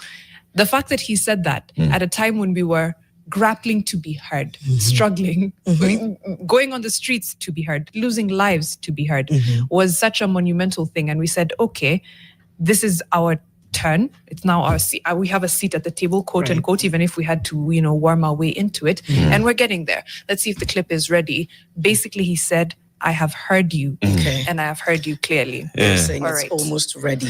It's it's almost coming. ready. Yeah. So the background of this is we're in May. We're having conversations about the finance bill. Then we get to early June, conversations around the finance bill. And then citizens start pushing back and saying, no, there are very many provisions of this bill that we don't like. And people start pouring out onto the streets. Culminates on June 25th, when people then invade Parliament and enter Parliament. On that evening, the president comes and says, this was wrong. Then later, more push until he agrees to withdraw. Then he comes and says, you know what? I've heard you. I've heard you. Okay. Let's hear him. I've heard you. I want to give the people of Kenya an assurance that our government listens to them, and that for the last 1 month, I have led the government in engaging and listening to citizens from all walks of life as they express themselves in different forums and on various platforms. What has emerged as the foremost national concern requiring urgent and decisive action is the vexing matter of corruption and the non-negotiable desire for accountable leadership and integrity in governance. I have this to say to Kenyans. I have heard you, and I have heard you clearly. I have heard you, and I have heard you clearly. 8 months after this declaration, here are just a few of the names from the current and former administrations who have somehow found their way back into government, right? Kithure Kindiki, who of course was our former CS for Interior, now our Deputy President. Davis Chirchir, former Energy and Petroleum CS, now CS for Roads. Aden Duale, former CS for Defense, now CS for Environment and Climate Change and Forestry. Kipchumba Murkomen, former CS for Youth Affairs and the Creative Economy, now the CS for Interior. We have the ODM honchos who found a nice cushion, a nice landing, including John Badi, who is now the CS for Treasury. We have Hassan Ali Joho, who is now the CS for Mining and the Blue Economy. We have Wycliffe Oparanya, now the CS for Cooperatives and MSMEs. Now, when the finance bill was under fire, a lot of these names were members of your cabinet, were advisors who seemingly gave you counsel as far as this finance bill was concerned. Whether you heard the counsel or not, positive, negative, we're not privy. What we do know is we're seeing a lot of the names that gave counsel and allowed for a finance bill that was so punitive to find its way onto the floor of Parliament and then lead into what it led to. All those people were members of, some of those people actually were members of your cabinet, and they have now found their way back. A bill you later rejected, basically giving an indictment of their work. And now they found their way back into the government systems. They've wormed their way back, or rather have been appointed back. Let's not forget, several attempts have been made to sneak in clauses of the finance bill that we thought we were over and done with. For example, the tax amendment bill, actually. We thought that all this was over and done with. I could really go on and on and on with several other things, including the nominations for principal secretaries that have just come to us a few days ago, some positions that existed before, others that did not, adding to an already bloated wage bill. I could go on and on and on. But Mr. President, when you say I have heard you, and I have heard you clearly, miss me with that.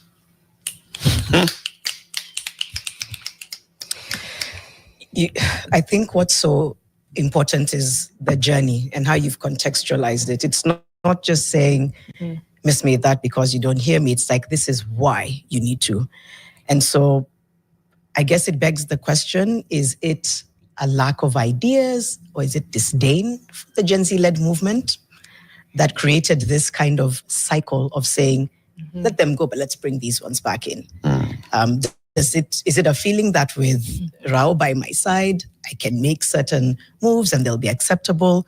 What really is the reason for recycling reshuffling. I think it's recycling and reshuffling. That's it. I'm gonna go.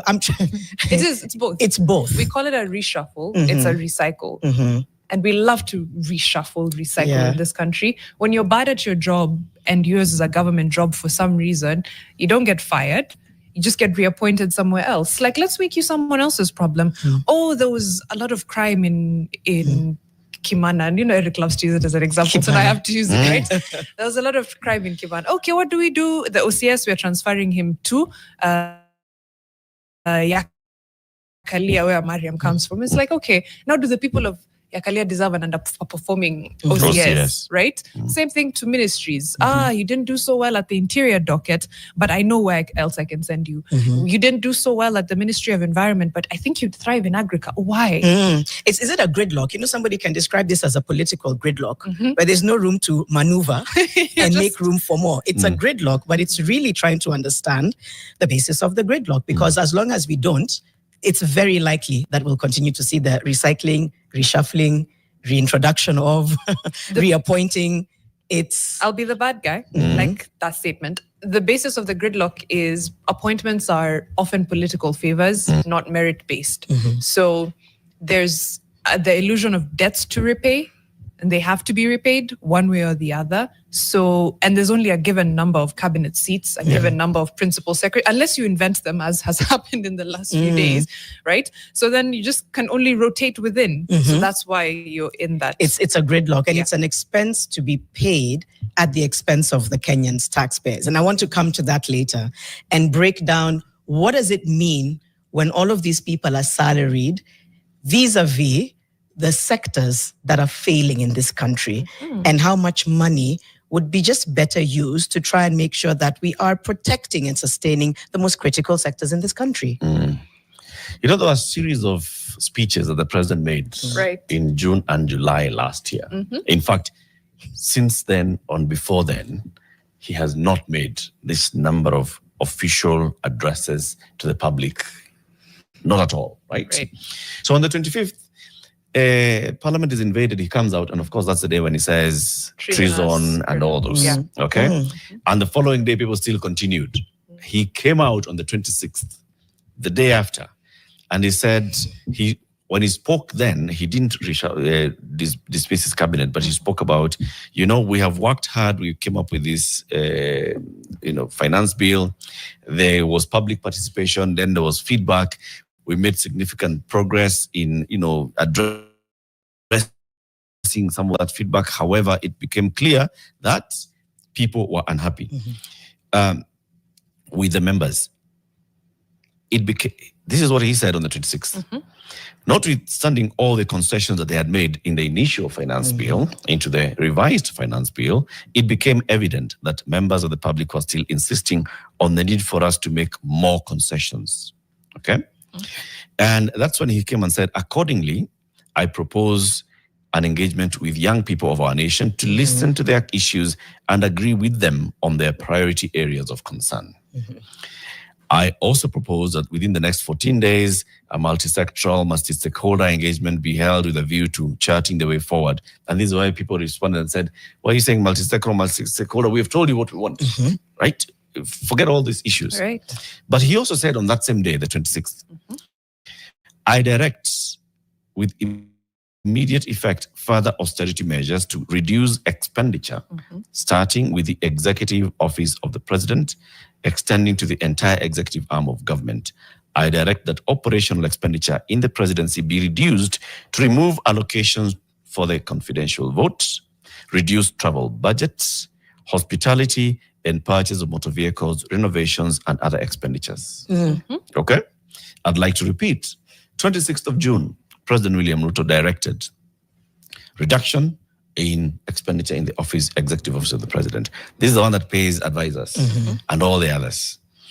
He says, reduce that thing called confidential vote, remove it.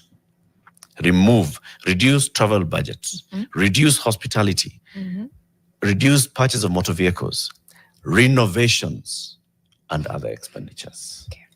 But fast forward most of the headlines have been about renovations. Right. We also saw one of the Daily Nation articles that highlighted some of the budgetary allocations with regards to travel. And it's literally, it's political survival. Do you see where the issue is? Yeah.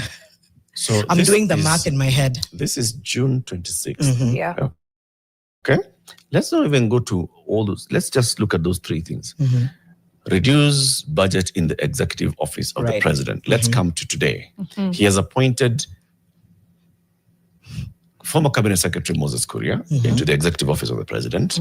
He has appointed former Cabinet Secretary Eliud Owalo into the executive office of the president. He has appointed former Principal Secretary Edward Kisiangani into the executive office of the president as advisors. Reduce? Has he? Okay. No. Reduce budgetary allocation. In fact, remove confidential budget. Also reduce travel, reduce hospitality, reduce renovations, and reduce motor vehicles. Right. In the just signed supplementary budget, all those things were back there. Right. Renovations for State House. There was a complete application for an increase in the budget to State House that was going to cater for hospitality, travel, motor